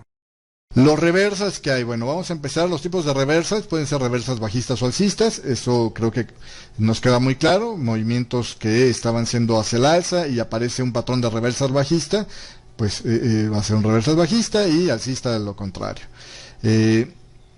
Los reversals pueden ser de dos tipos por el tipo de patrón o estructura que tienen: los confirmados, que son normalmente los que se dan con velas decisivas, o reversals decisivos terminamos diciendo, y los reversals temprano o early reversals, que son aquellos que se dan en las características que vamos a ver, normalmente no dependientes de una vela de decisión. Dentro de los reversals confirmados tenemos la Morning Star o estrella de la mañana, que tiene una estructura en parámetros básicos: una vela de decisión bajista que es seguida por una serie de indecisiones, una o más velas de indecisión, aunque ya cuando es demasiado larga la secuencia de indecisión pierde la característica de Morningstar, y más bien tenderá a ser un reversal por otra cuestión, ya sea por un fractal o porque hay la aparición de alguna otra incidencia. Y se termina con una vela de decisión en el sentido contrario. Por ejemplo, para las Morning Stars o estrellas de la mañana, los reversals alcistas confirmados, pues es una vela de decisión alcista, ¿no? La vela de decisión alcista por lo menos deberá de avanzar el 60% del recorrido de la estructura del patrón completo. ¿Cómo sabes cuál es el tamaño de la estructura de un patrón? Y esto aplica para todos los patrones de reversals. Si el precio en su recorrido lo mides viendo los extremos de las velas, tienes el tamaño del patrón completo. Voy a poner un ejemplo muy rápido. Déjame hacer un pequeño dibujito. Si tú tienes, o voy a agregarle este dibujito más bien. Si tú tienes, por ejemplo, una vela que, digamos que esta vela bajista tenía una pequeña mecha por aquí. Uy, déjame ponerle un poco más de grueso aquí. Supongamos que tú tenías, ok, la canción, ahí está, una mecha en la parte superior, ¿vale? Tenías una mecha en la parte superior. El recorrido de este patrón es desde este máximo, ay caray, hasta este mínimo, ¿vale? La distancia entre este máximo y mínimo se debe recorrer por lo menos al 60% para considerar el patrón como adecuado, ¿vale? 60%. Si no, no está adecuado el patrón. Es decir, si la vela de decisión no cierra arriba del 60%, calculemos que en este caso fuera aproximadamente por ahí, a lo mejor es un poquito más arriba. Si no se da el cierre de la vela decisiva por lo menos al 60%, la reversal no es adecuada y deberías evitar tomarla. Los japoneses no hablan de 60%, hablan más de la mitad. Entonces, si le tuviéramos que poner algún criterio matemático, bueno, pues la mayoría de la gente coincide con que es el 60%. Dicho de otra manera, si tú quieres hacer un expert advisor que identifique las Morning Stars o las Evening Star, el criterio que podrías calcular es el 60%, ¿vale? ¿Dudas con esto? No, vámonos con la siguiente formación de velas japonesas. Continuamos con la siguiente, que es la aparición de la Evening Star o estrella de la tarde, que es exactamente lo mismo, nada más que viendo para el otro lado. Es decir, tenemos una vela de decisión alcista seguida de una o más velas de indecisión en medio y cerrando con una vela de decisión bajista. Esa es una Evening Star o estrella de la tarde. Implica caída en el mercado o aviso de baja en el mercado. Obviamente necesitas tener también, ¿no?, un antecedente, un precedente. Por cierto, un patrón anterior puede generar precedente para un patrón posterior. Esto sí es correcto. Y a partir de ahí, bueno, pues igual, ¿no? La misma condición, tiene que cerrar por debajo del 60% del recorrido de máximos a mínimos del patrón. Otra de las cuestiones que es importante considerar con este tipo de patrones de velas japonesas es que cuando tú tienes un patrón de velas japonesas decisivo, vas a preferir utilizar stop loss, o puedes darte el lujo de utilizar stop loss directos, es decir, en el extremo más alejado del patrón, colocar el stop loss por si la señal no funciona, que pierdas solamente esa parte del recorrido del precio y que estés disponible para retomar a lo mejor el rearranque de la tendencia alcista, si es este caso, o el rearranque del movimiento bajista, perdón. ¿Vale? Entonces, continuando con el siguiente patrón, los engulfings. Otro tema importante. Hay una diferencia entre las velas japonesas Forex o de mercados de continuidad y las velas japonesas de mercados de no continuidad. Y es cuando es un mercado de continuidad o un mercado que no tiene cierre de sesión, como pasa con el Forex, por ejemplo, que no tiene cierre de sesión. Una vez que abre el domingo por la tarde, no se detiene, el mercado está dispuesto hasta el viernes por la tarde. Entonces, en todo ese inter, aún las velas diarias, lo más normal es que no presenten gaps entre ellas, o no haya diferencia entre el precio de cierre de una sesión y del otro. Lo normal es que se den así las sucesiones como están aquí. Voy a ir, por ejemplo, para el gráfico, para poner este ejemplo un poco más claro. Tenemos esta sesión alcista y fíjate cómo son velas diarias todas, y todos los días la apertura y el cierre suele coincidir. ¿Sí me explico? Salvo muy contados casos. ¿Sí me explico? ¿Por qué? Porque este es un gráfico de continuidad. Voy a irme, por ejemplo, a un patrón accionario. Voy a ver, por ejemplo, la gráfica de... ¿Qué te gusta? De Goldman Sachs, por ejemplo. Y fíjate cómo ahí las sesiones entre ellas, lo raro es que coincidan, ¿no? O sea, esta cerró aquí arriba y la siguiente abrió un poco más abajo. Cierra aquí y la siguiente abrió un poco más abajo. Esta cerró en estos máximos y hubo un fuerte gap hacia la baja. Los huecos entre el cierre de precio de una vela y la apertura de precio de la siguiente se llaman gaps o huecos, o en el término de velas japonesas les llamamos ventanas. Lo normal es que haya ventanas. Bueno, para las señales de reversal, regresando otra vez a la lámina que teníamos, en las Morning Stars, y en lo que esperas tú ver es que la vela de indecisión muestre un gap con respecto, idealmente un gap externo, es decir, un gap para aislar la vela de indecisión de la vela de decisión. En los mercados donde no hay esta situación, donde son mercados de continuidad, donde hay continuidad entre las velas, no hay diferencia, no hay cierres de sesión entre ellas. Cierre de sesión, entiéndase, hoy dejamos de operar y hasta tal hora, tal día volvemos a operar. Ese gap no se necesita dar, ¿no? Entonces una Morningstar donde el cierre de precio de la vela de indecisión sea al mismo nivel que la apertura de precio de la vela de decisión que cierra el patrón, es perfectamente aceptable. En los mercados accionarios no sucede así. Sí necesitas que haya un gap, y el gap debería de estar separando la vela de indecisión de la vela que termina siendo la decisión, por lo menos de la de cierre, idealmente de ambos lados. ¿Vale? ¿Dudas con esta última parte que dije? ¿No? Vámonos con el siguiente término, que es precisamente el de los engolfes alcistas, o bullish engulfing, que es un cuerpo grande rodeando a un cuerpo pequeño. Normalmente el cuerpo grande debe ser una vela decisiva, pero pudiera jugar una vela que no sea de decisión.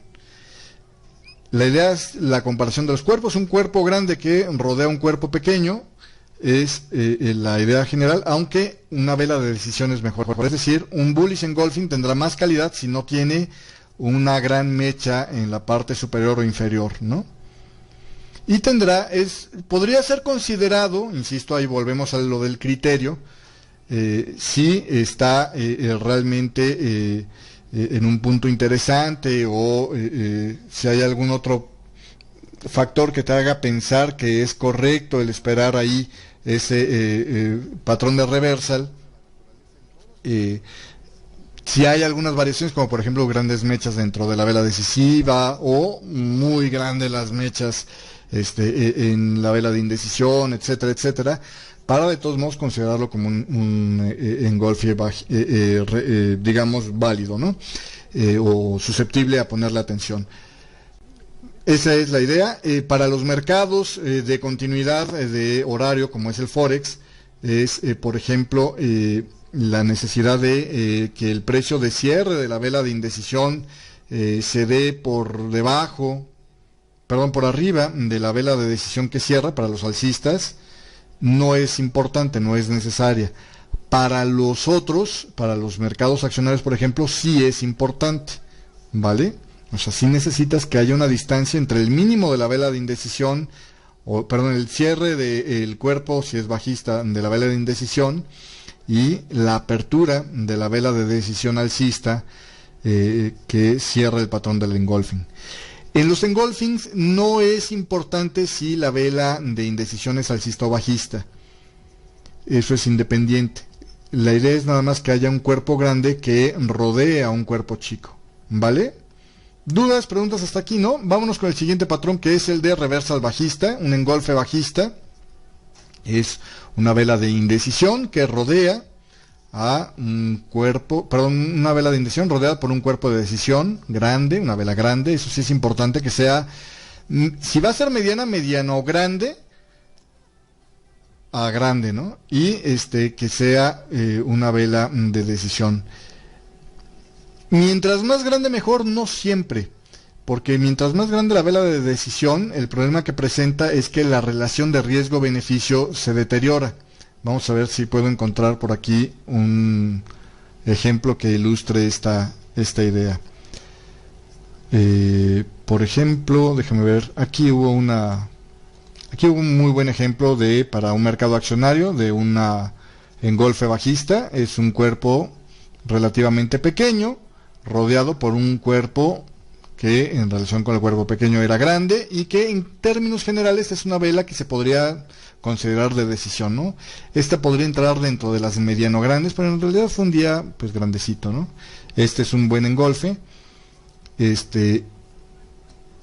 Vamos a ver si me encuentro uno que no fuera un buen engolfe por el concepto de no tener una buena separación entre la vela de decisión y de la de indecisión. Pues parece que no. Es que como es difícil que no se dé ese criterio,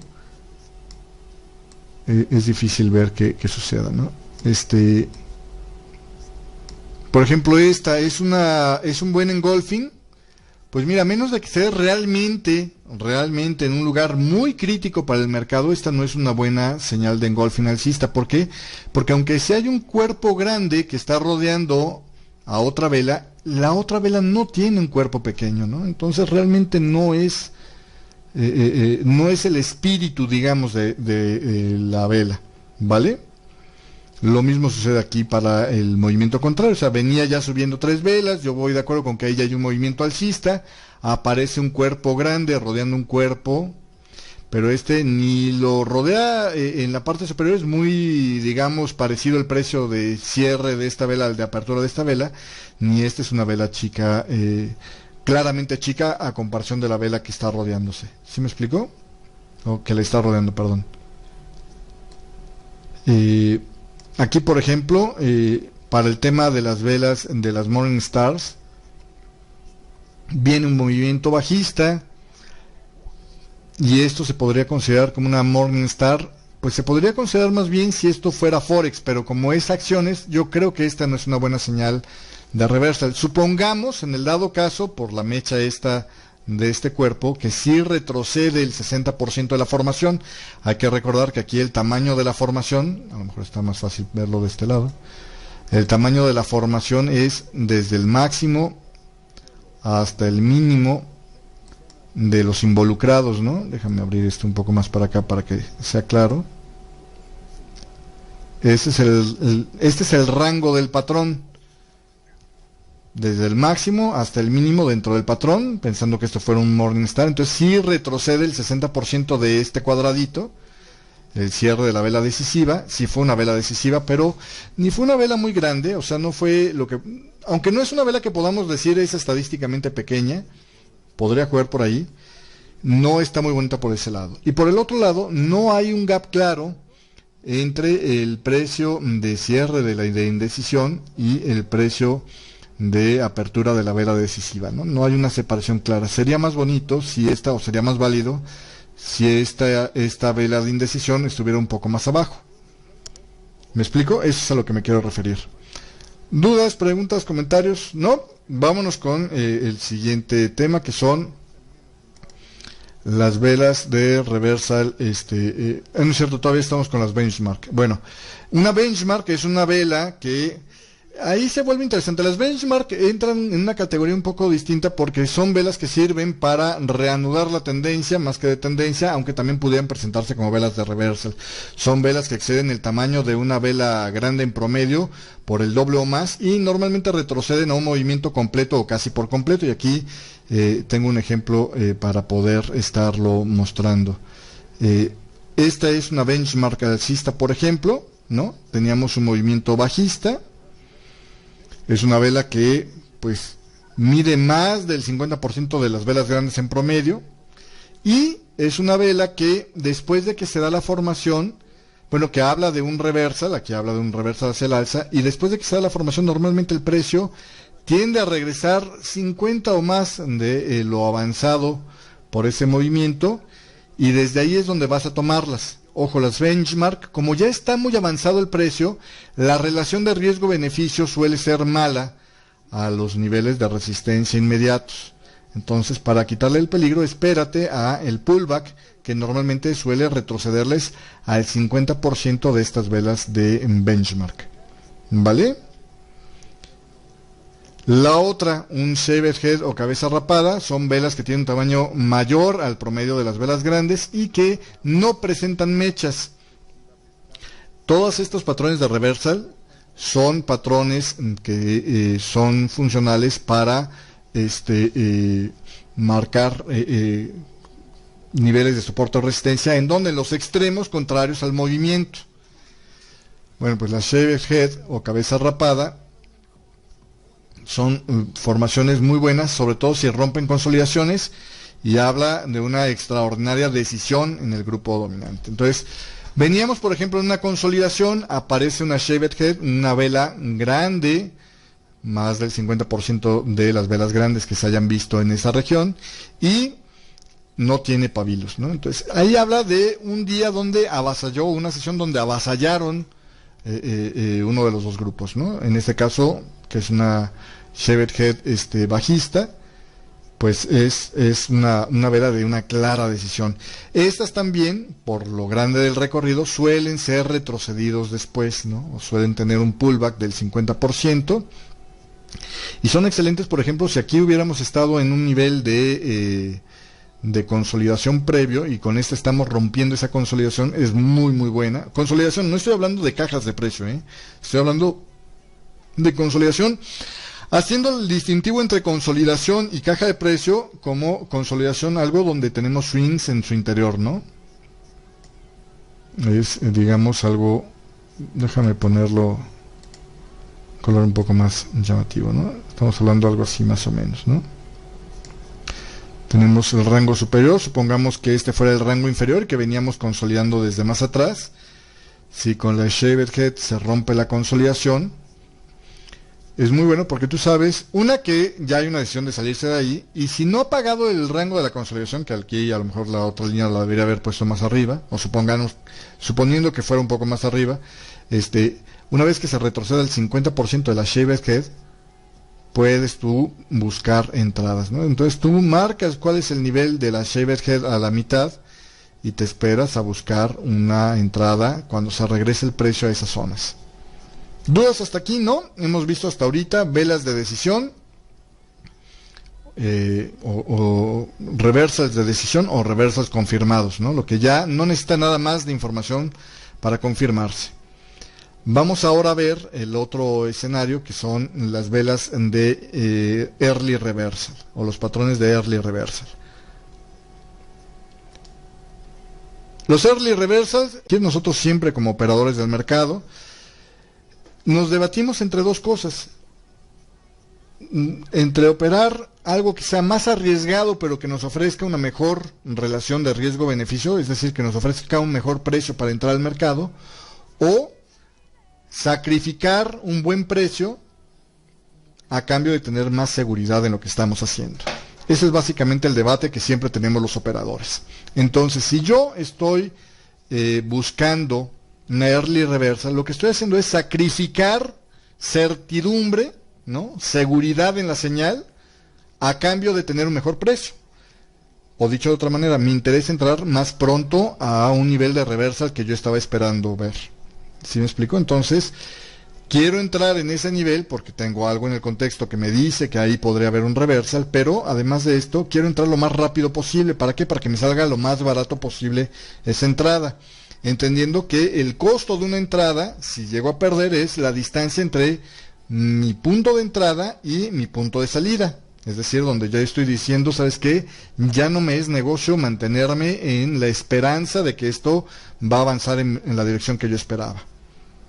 ¿Sí me explico hasta aquí? Bueno, los patrones de early reversal suelen generar, digamos, en relaciones de riesgo-beneficio más atractivas, pero son más peligrosas. Es decir, un early reversal es más probable que falle que un reversal confirmado. Los dos pueden fallar, pero es más probable, las probabilidades de que funcione son más bajas para los early reversals que para las reversals confirmadas, ¿vale?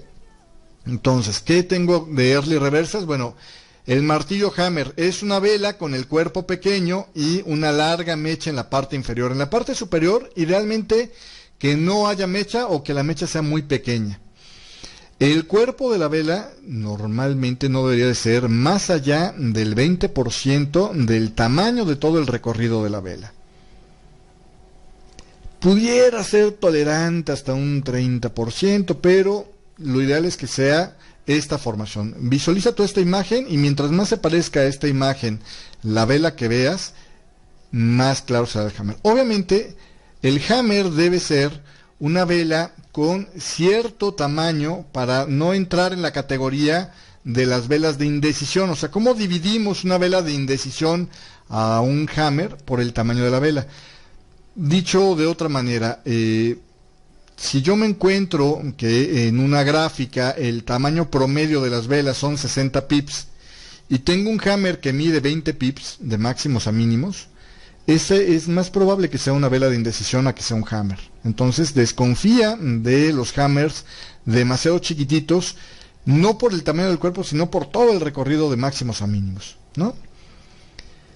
Obviamente, como en todos los patrones de reversal, tiene que haber un movimiento que revertir. En este caso, tiene que haber un movimiento bajista. El otro patrón de reversal temprano, los penetrantes o los piercings, son velas de decisión, aunque más que decisión tienen que ser velas medianas, ¿no? Lo importante aquí es que sean velas medianas de tamaño, que reviertan el recorrido de una vela de decisión al 50% o más.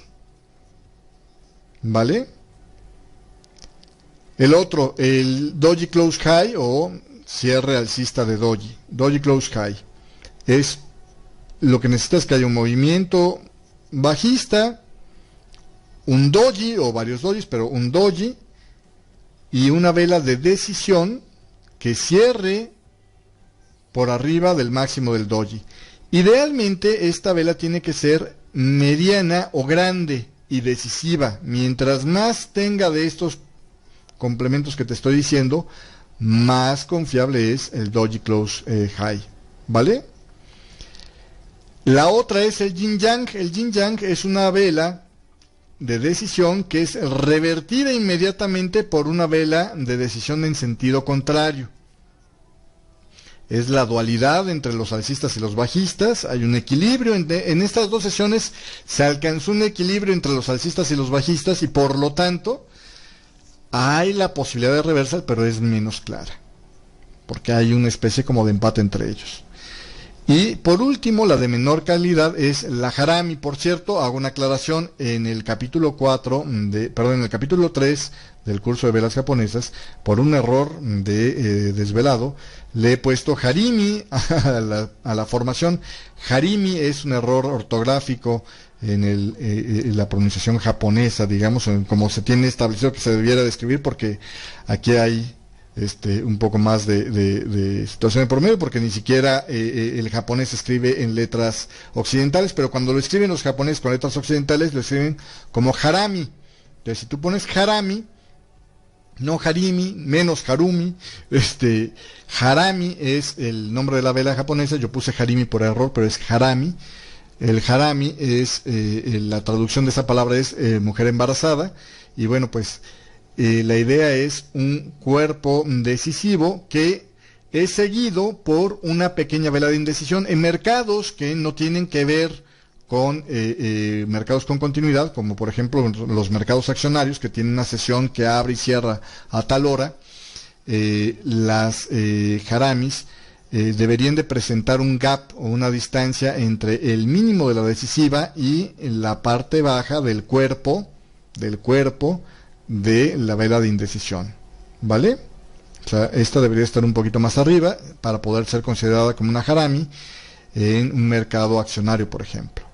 Y debe ser una vela notablemente más pequeña que la vela de decisión, ¿no? O sea, una vela pequeña que sucede a una vela grande. Es el equivalente a una harami en lo que es con un contexto un poquito más amplio a lo que son las velas, las gráficos de llaves, es el Inside Trading Day, ¿no? Una vela insider o una vela pequeña, ¿no? Que se da dentro de un rango de una vela superior. Bueno, la harami equivale a esto. Y de todas las formaciones, la confiabilidad de las early reversals es más confiable el martillo, en segundo lugar el piercing, en tercer lugar el doji close high, en cuarto lugar el yin yang y en quinto lugar el harami, ¿no? Si habláramos de los niveles de confiabilidad. Obviamente, mientras menos confiable, más necesitas que esté en un nivel crítico. Una harami en medio de un recorrido alcista y sin ninguna otra, en medio de un recorrido bajista y sin ninguna otra situación que la confirme, no tendrá significado, pero una harami en un nivel de soporte extremo, ya lo verás cuando veamos el curso de soportes y resistencias, una harami en un nivel de soporte extremo, pues es mucho más importante, ¿no? Tiene mucho más que decir en el mercado. ¿Vale?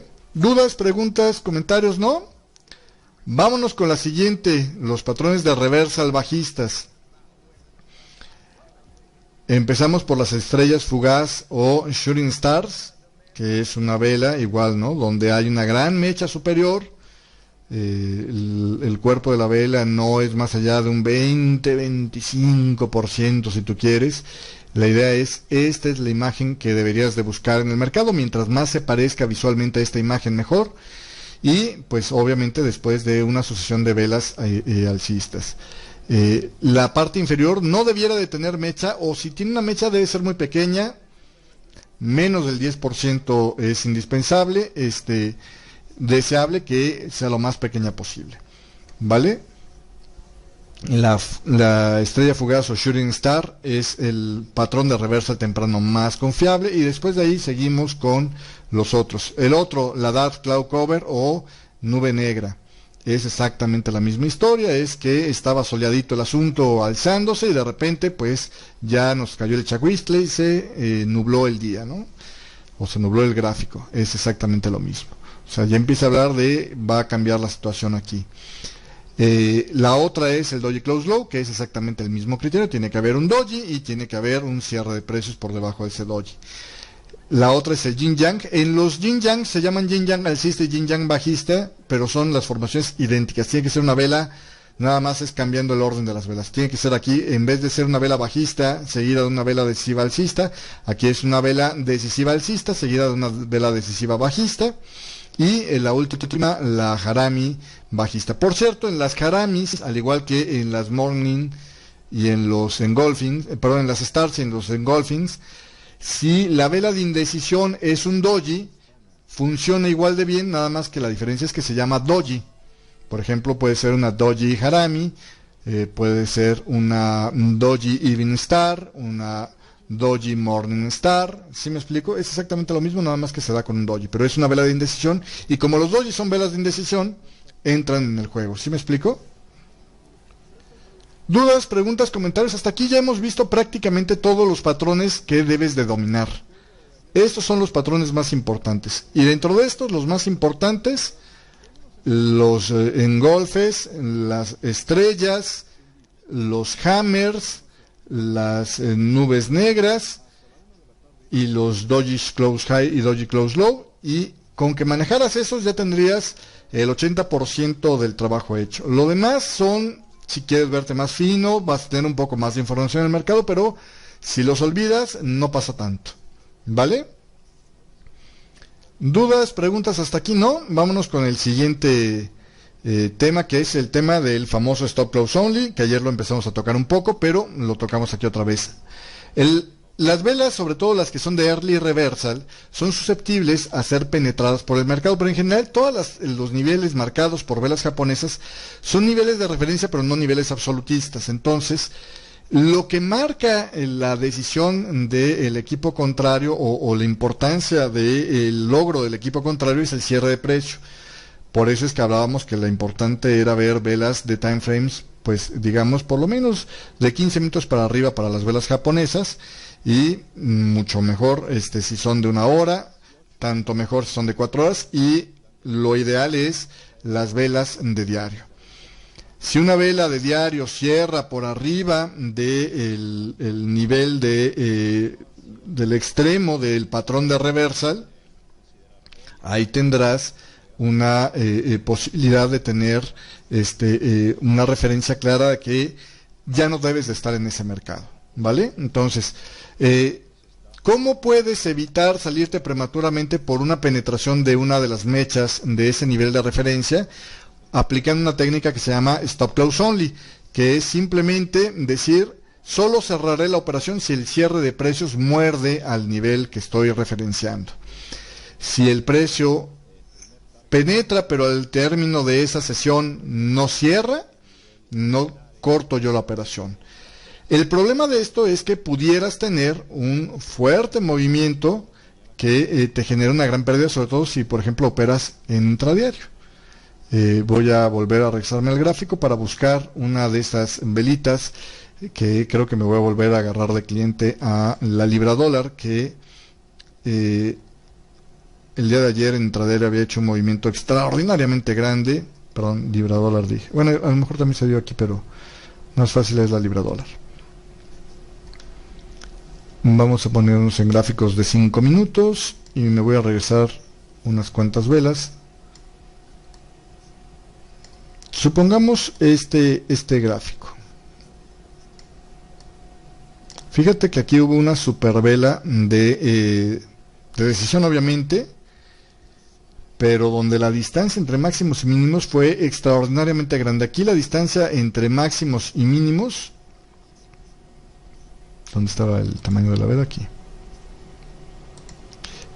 Fíjate, esta vela de 5 minutos, la distancia entre máximos y mínimos fue de 105 pips. Cuando tú operas en un gráfico de 5 minutos en la libra, sabes que tu stop loss medirá entre 20 y 30 pips normalmente, ¿no? A lo mejor en algunos casos donde el mercado esté muy volátil sea de 40 pips, en algunos otros casos podría ser menos normalmente, ¿no? Supongamos que mi reversal, ya me acuerdo que aquí no había un reversal, supongamos que yo entré con esta formación de reversal. No, es que no es un buen ejemplo. Déjame pasarme a otro time frame para mostrarlo aquí mismo, pero en otro time frame para mostrarlo más o menos. Bueno, vamos a suponer que aquí es donde me interesa. Supongamos que yo entro comprando porque había esta resistencia de este movimiento, y supongamos que venimos en una tendencia alcista, ¿no? Yo tengo este engolfing alcista. Mira, siempre se va a poder hacer una buena explicación. Yo tenía aquí un engolfing alcista en nivel de soporte y digo, aquí como que hay una oportunidad de comprar interesante. El nivel de resistencia que ahora me sirve de soporte fantasma. Venía siendo apuntalado por este hammer. A lo mejor yo ya estaba comprando, bueno, este no es un hammer muy claro, pero aquí hay una clara reacción a este nivel, ¿no? Se da este engolfe alcista y digo yo, voy a entrar a comprar aquí. Supongamos que yo programo entonces, no conozco todavía esta vela, tengo esta formación y digo, ¿sabes qué? Voy a entrar comprando aquí, abro aquí mi operación y como todas las operaciones que abres, pues de repente dices, tiene que haber, ¿no?, algo que me mantenga la operación con sentido y digo, bueno, ¿sabes qué? Sergio me dijo que utilizara el stop close, ¿no? Only. Entonces, solo si cierra por debajo del nivel de los 52.25 voy a estarme saliendo del mercado, ¿no? Entonces digo, perfecto, hasta que no haya un cierre por debajo de los 52.25 no vendo. Estoy comprando y no vendo. Y lo que busco es tocar esta resistencia, pensémoslo, ¿no? Entonces digo, pues está muy bien la oportunidad, tengo una relación de riesgo-beneficio que suena muy bonita. Déjame ver si puedo ver de cuánto es. Aquí está, tengo una relación de riesgo-beneficio que está muy chula, es de 1,5, ¿no? Tengo una muy buena relación de riesgo-beneficio, hago todos estos chequeos y digo, vale la pena la operación. Y entonces, yo no voy a poner nada más que mi voluntad con el stop close only, o si tengo la controladora, bueno, pues solo si el cierre de precios se me da mordiendo este nivel del mínimo de esta vela, tomo la pérdida, ¿no? Esa es mi idea. Y resulta ser que la siguiente vela cierra hasta aquí abajo. Entonces, lo que era un riesgo que originalmente yo había calculado de unos muy módicos, digamos 33 pips, muy normal para un trade de la libra de 5 minutos, termina arrojándome una pérdida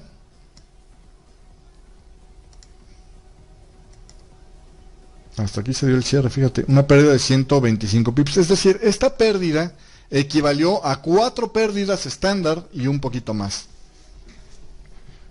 ¿Qué significa esto?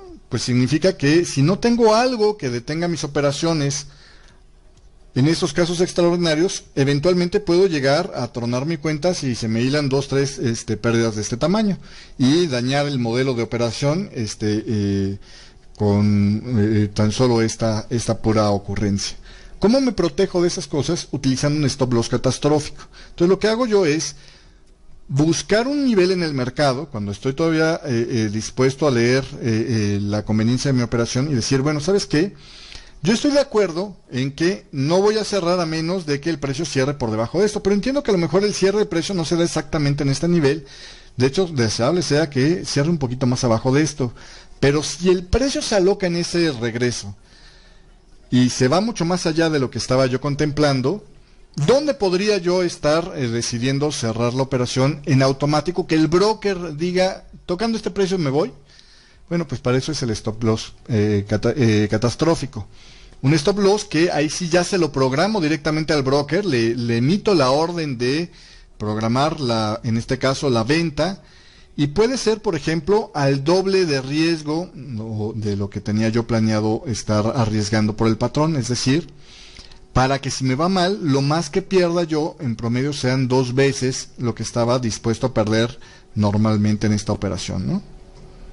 La otra cosa podría ser una proporción de lo que estoy pensando ganar, a lo mejor las 2/3 partes de lo que es lo que pienso ganar, es decir, o donde se haga alguna relación de riesgo-beneficio, por ejemplo, en el 1-a-1 de mi relación de riesgo-beneficio, suponiendo aquí, ¿no? Es decir, si me toca cerrarse en este nivel el precio, pues que lo que estuviera yo perdiendo fuera exactamente lo mismo que estuviera ganando. Puedo tomar ese tipo de criterios o puedo utilizar algún nivel que se adapte al mercado, que yo creo que en el fondo es mejor. Por ejemplo, veo que aquí hay un nivel de soporte fantasma y digo, bueno, si el precio rompe ese soporte fantasma, pues sobre Dios, ya no quiero estar en el mercado, ya no quiero ver dónde cierra esa vela, lo que quiero es salirme del mercado. Y entonces utilizo esta decisión. Y si en este caso hay que fijarse en el calendario económico antes de entrar, ya que el tamaño de la vela roja es por un dato macroeconómico. Pues sí y no, porque fundamentales los hay todos los días, y este de hecho fue un fundamental que normalmente en otras temporadas no hubiera generado tanto movimiento. De hecho, estamos en una temporada ahorita donde la libra está sobreactuando a los fundamentales por el entorno de bajo nivel de liquidez que hay. Pero muy notablemente está haciendo en la libra. La libra con un dato de simplemente, por ejemplo, el PMI, el índice de gestores de compra, manufacturero o no manufacturero, está de repente generando movimientos muy grandes. El nivel de empleo-desempleo, que normalmente no mueve tanto en el Reino Unido, está generando mucho. Fue provocado por las minutas, que normalmente la publicación de las minutas, pues ya sabes qué fue lo que decidieron, no es algo tan importante. En esta ocasión en particular, a lo mejor sí te valgo la idea de que, entendiendo el tipo de decisión que era esta vez, que era ver qué era lo que había votado el nuevo director del Banco de Inglaterra, pues sí tenía una importancia un poco mayor a la publicación de las minutas de las normales, de las que se dan en otras circunstancias. En particular podría ser, pero en términos generales hemos estado viendo una temporada de lo que es precisamente movimientos en la libra muy muy violentos, cuando hay fundamentales que no son tan graves o que no son tan interesantes como para generar este tamaño de movimiento. Entonces ahí es donde yo digo, vale la pena siempre estar operando con un stop loss catastrófico. Siempre tienes que tener algo que te garantice que tu pérdida está relativamente controlada, y digo relativamente controlada porque, por ejemplo, en este mismo fundamental, el precio que te pudo haber dado el broker de salida, si te tocó este fundamental en contra, a lo mejor no fue de 51.92, a lo mejor por el tamaño que había de movimiento en ese punto, pues a lo mejor la salida fue por ahí de los 51.60 y ya fue una pérdida mucho más grande, pero vamos, no fue una pérdida tan grande como pudiera haber pasado. ¿Sí me explico? Esa es la diferencia. ¿Dudas, preguntas, comentarios hasta ahorita con lo que es el manejo del stop close only? Entonces sí se entiende, el stop close only es un nivel que con algunos expert advisor, como puede ser la controladora que tenemos nosotros, pudieras utilizar, y con algún nivel por ahí que fuera, por ejemplo, el de la o el uso de algún otro tipo de script pudieras utilizar, pero que normalmente no tiene más que eso, ¿no? Por el otro lado, el stop loss es una orden directa que le mandas al broker y que el broker deberá de cumplir en la vía de las mejores posibilidades. Y para que entiendas un poquito más por qué pudiera haber habido un gap en este movimiento, si le programaste la orden al broker, ve el curso propedéutico, que ya también tenemos gratis ahí en la página de www.7pasos.com, el curso de propedéutico, donde se conoce el nuevo propedéutico de operaciones de inversiones financieras. Ahí explicamos de por qué te pueden dar un precio distinto en una orden programada al que realmente tienes. Continuando con más de este curso, vamos a pasar al siguiente tema: licuando las velas. ¿Por qué es importante licuar velas y qué es licuar velas? Licuar velas es entender que velas de un time frame menor pueden formar velas de un time frame superior. ¿A qué se refiere este tema de licuar las velas? Bueno, pues tratar de previsualizar, ¿no?, cuando vas a tomar una decisión, qué es lo que está formando las velas que estás tomando. Por ejemplo, las velas de 1 hora pueden formar una vela de 4 horas si juntas 4. Las velas de diario, si juntas 5, puedes tener en claro qué es lo que hace una vela semanal. Y si estas velas, a la hora de combinarlas para intuir qué es lo que está pasando en el time frame superior, ves que te forman una formación, te pueden dar una pista para evitar meterte inadecuadamente en el mercado. Por ejemplo, en esta vela, suponiendo que las velas negras son bajistas y que las velas blancas son alcistas, si yo quisiera licuarlas, ¿cómo las licúo? Bueno, pues tomo en cuenta el precio de apertura de la primer vela relevante. En este caso, el precio de apertura, si esta es una vela bajista, este fue mi precio de apertura. Tomo en cuenta los máximos y los mínimos. Digamos que esta es la mitad de la vela, ¿no? Entonces el máximo de esta vela está en este nivel, el mínimo de esta vela está en este nivel, y el cierre de precio, si esta fue una vela bajista, este es el cierre de precio, está en este nivel. ¿Qué patrón me formará? Si yo lo veo así, como que realmente no digo, pues aquí no hay nada claro, ¿no? Son 4 velas que sé que están como que en una cajita de precios, se están consolidando, pero no tengo información muy relevante ahorita. Estoy dentro de una caja de precios, pudiera yo decir. Pero si licúo estas velas y coincidan con que son las velas que forman una vela en el time frame superior, supongamos que estas son de 1 hora y el time frame superior es de 4 horas, podría yo intuir que tengo una vela que se está comportando de esta manera. Este es el pabilo de esa vela, y luego esta es el patrón de esa vela, ¿no? Y entonces digo, caray, bueno, pues aquí tengo a lo mejor una vela, un tipo spinning o algo así, ¿no? A lo mejor no es relevante, a lo mejor sí es importante. ¿Qué tal que la apertura de esta vela hubiera sido más abajo? ¿No? ¿Qué tal que se hubiera dado por aquí la apertura de esta vela? Bueno, pues yo tendría un patrón bien distinto, ¿no? Tendría un patrón que a lo mejor a la mera hora terminara siendo, y supongamos que esta vela cerrara un poquito más abajo, pues podría yo tener a lo mejor ya un reversal ahí señalado, ¿no? A lo mejor ahí tengo yo en el time frame superior una shooting star, ¿no? Y si vengo después, si me encuentro esto después de una tendencia alcista, pues ojo, ¿no? Ahí sí ya está interesante el asunto, ¿no? Entonces para eso te sirve licuar las velas. ¿Dudas, preguntas o comentarios sobre el tema de licuar velas? ¿No? ¿Todos claros? Entonces nada más regresando al tema de licuar velas. Licuar velas te sirve para poder entender lo que está pasando en los time frames superiores y entender que puede ser un momento donde a lo mejor si yo quisiera abrir ahí una operación no sería conveniente por lo que estoy viendo con el time frame mayor. Obviamente formaciones de time frames superiores o niveles formados de resistencia de soporte en niveles superiores suelen tener más peso que en niveles inferiores, ¿no? No es lo mismo llegar a una resistencia semanal que llegar a una resistencia diaria, que llegar a una resistencia de 1 hora, ¿no? Básicamente. Entonces lo mismo pasa, no es lo mismo tener un reversal de 1 semana que tener un reversal de diario, que tener un reversal de 1 hora, que tener un reversal de 1 minuto, ¿vale? Ya para terminar, lo que es las velas que debes conocer son los patrones irregulares. Uno de los patrones irregulares que aparece son los twister tops o twister bottoms, que son, la traducción son pinzas techo y pinzas piso o pinzas suelo.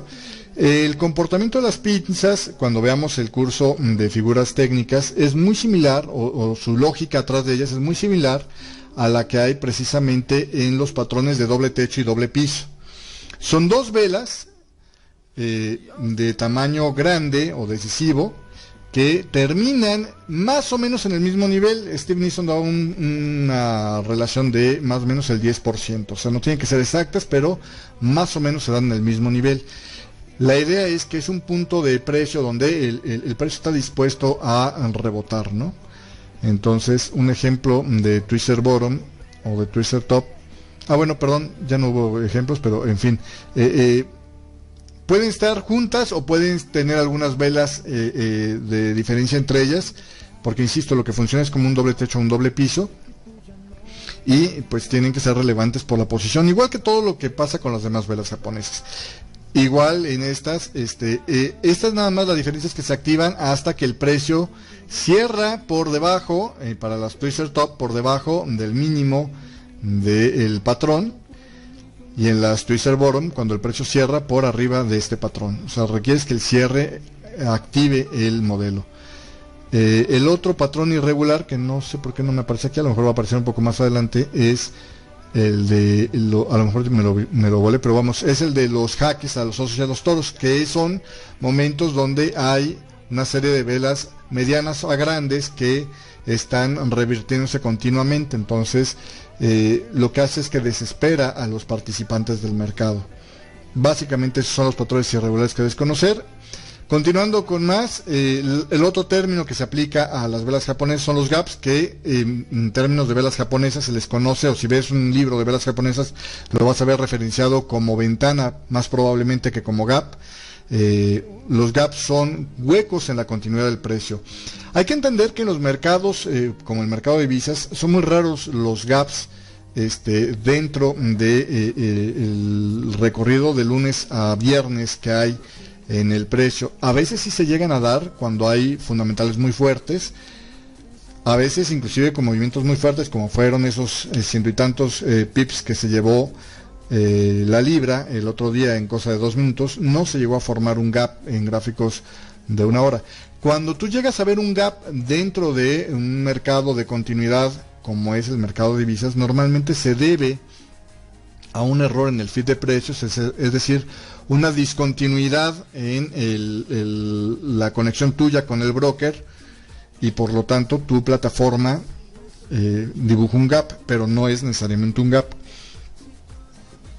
Los gaps en Forex normalmente se dan en la diferencia entre el cierre del viernes y la apertura del domingo. Por ejemplo, decía yo el otro día en un programa, en una de las intervenciones en vivo de Radio Forex Hispana, decía una de mis experiencias, mi primer gap así que yo tengo bien clarito en la mente de fin de semana, fue el fin de semana cuando capturan a el presidente de Irak en ese entonces, al depuesto presidente de Irak, Saddam Hussein.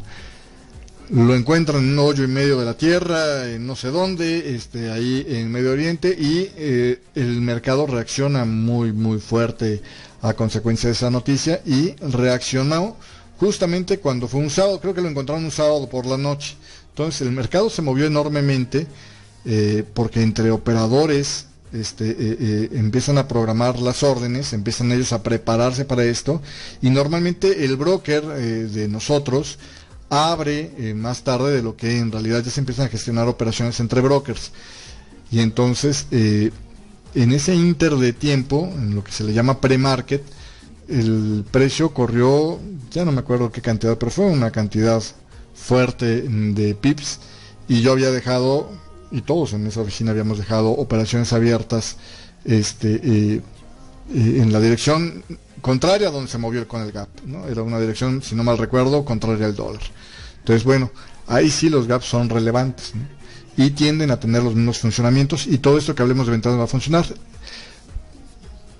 Para los gráficos que sean de instrumentos como acciones, futuros, cosas que se mueven dentro de un horario establecido, los gaps funcionan normalmente, o tienen relevancia en los gráficos de diario para arriba.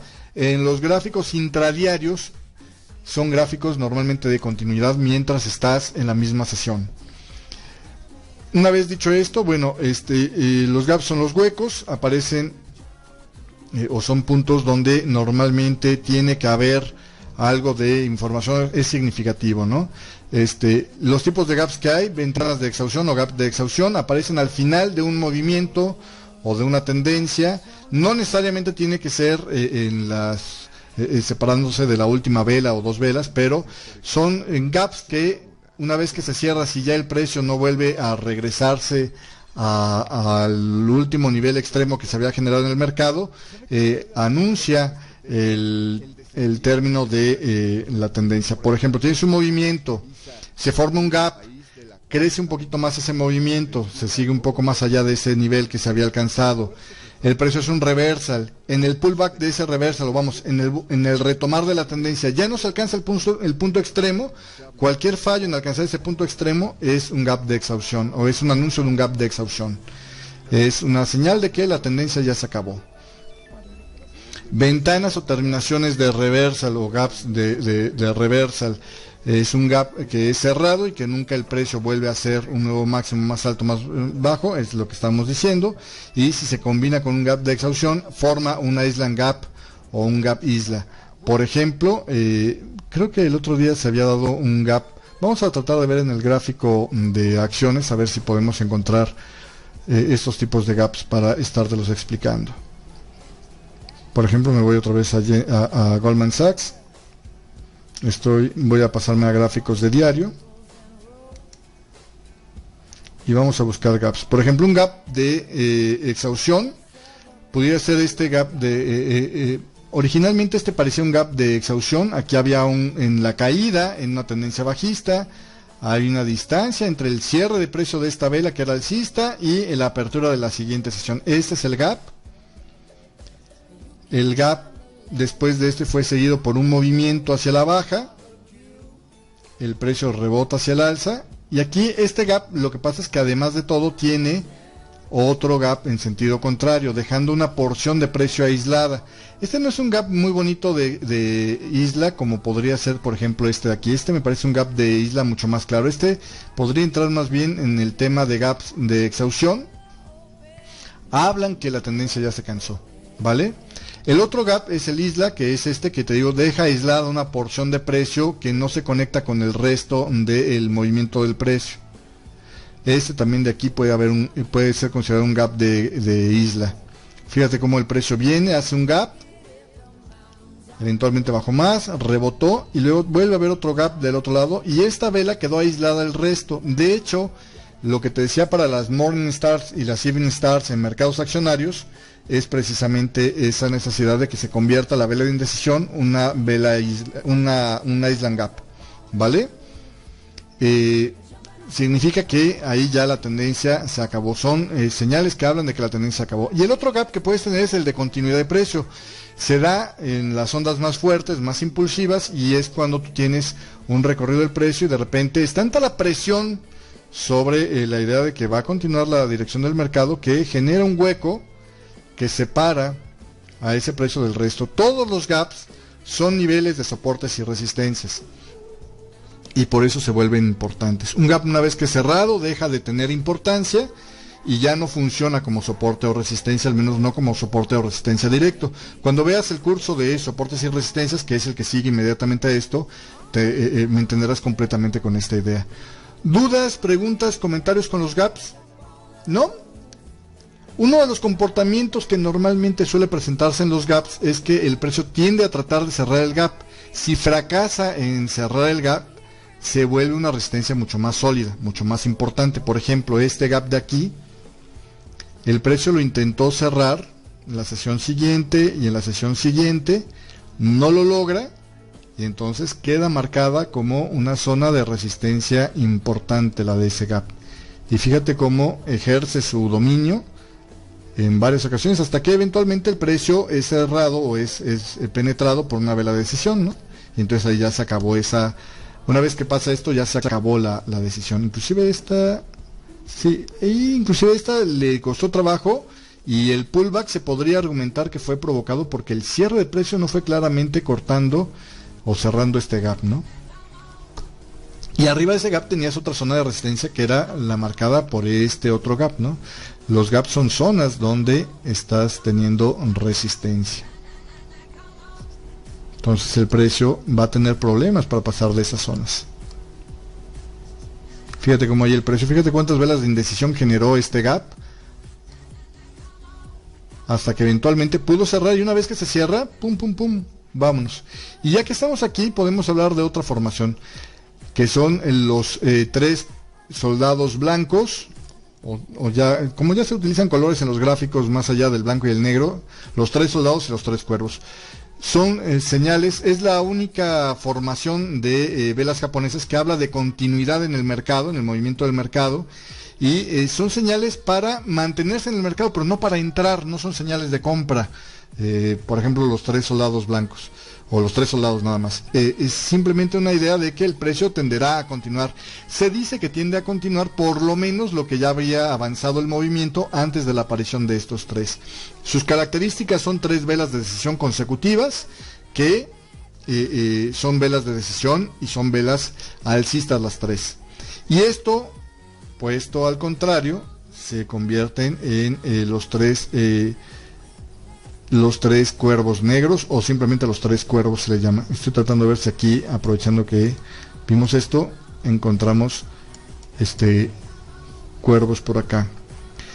Son patrones que normalmente son difíciles de encontrar, Tiene que ser un movimiento que ya hubiera empezado. Si es un movimiento reciente, por ejemplo aquí estos son tres velas, si esta fuera decisiva de todos modos, no serían tres cuervos negros, porque no hay una vela de decisión aquí y porque realmente el movimiento no estaba claramente iniciado, ¿no? Era apenas hay un movimiento. Tiene que ser algo donde sea un movimiento, digamos, relevante, llamativo.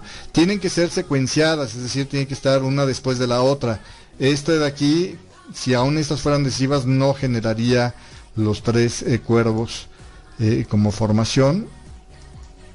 A veces es más fácil mostrar qué no son que mostrar qué son. Básicamente con esto tenemos cubierto todo lo que hay sobre este curso de velas japonesas. Hasta aquí llegamos con este tema de las velas japonesas y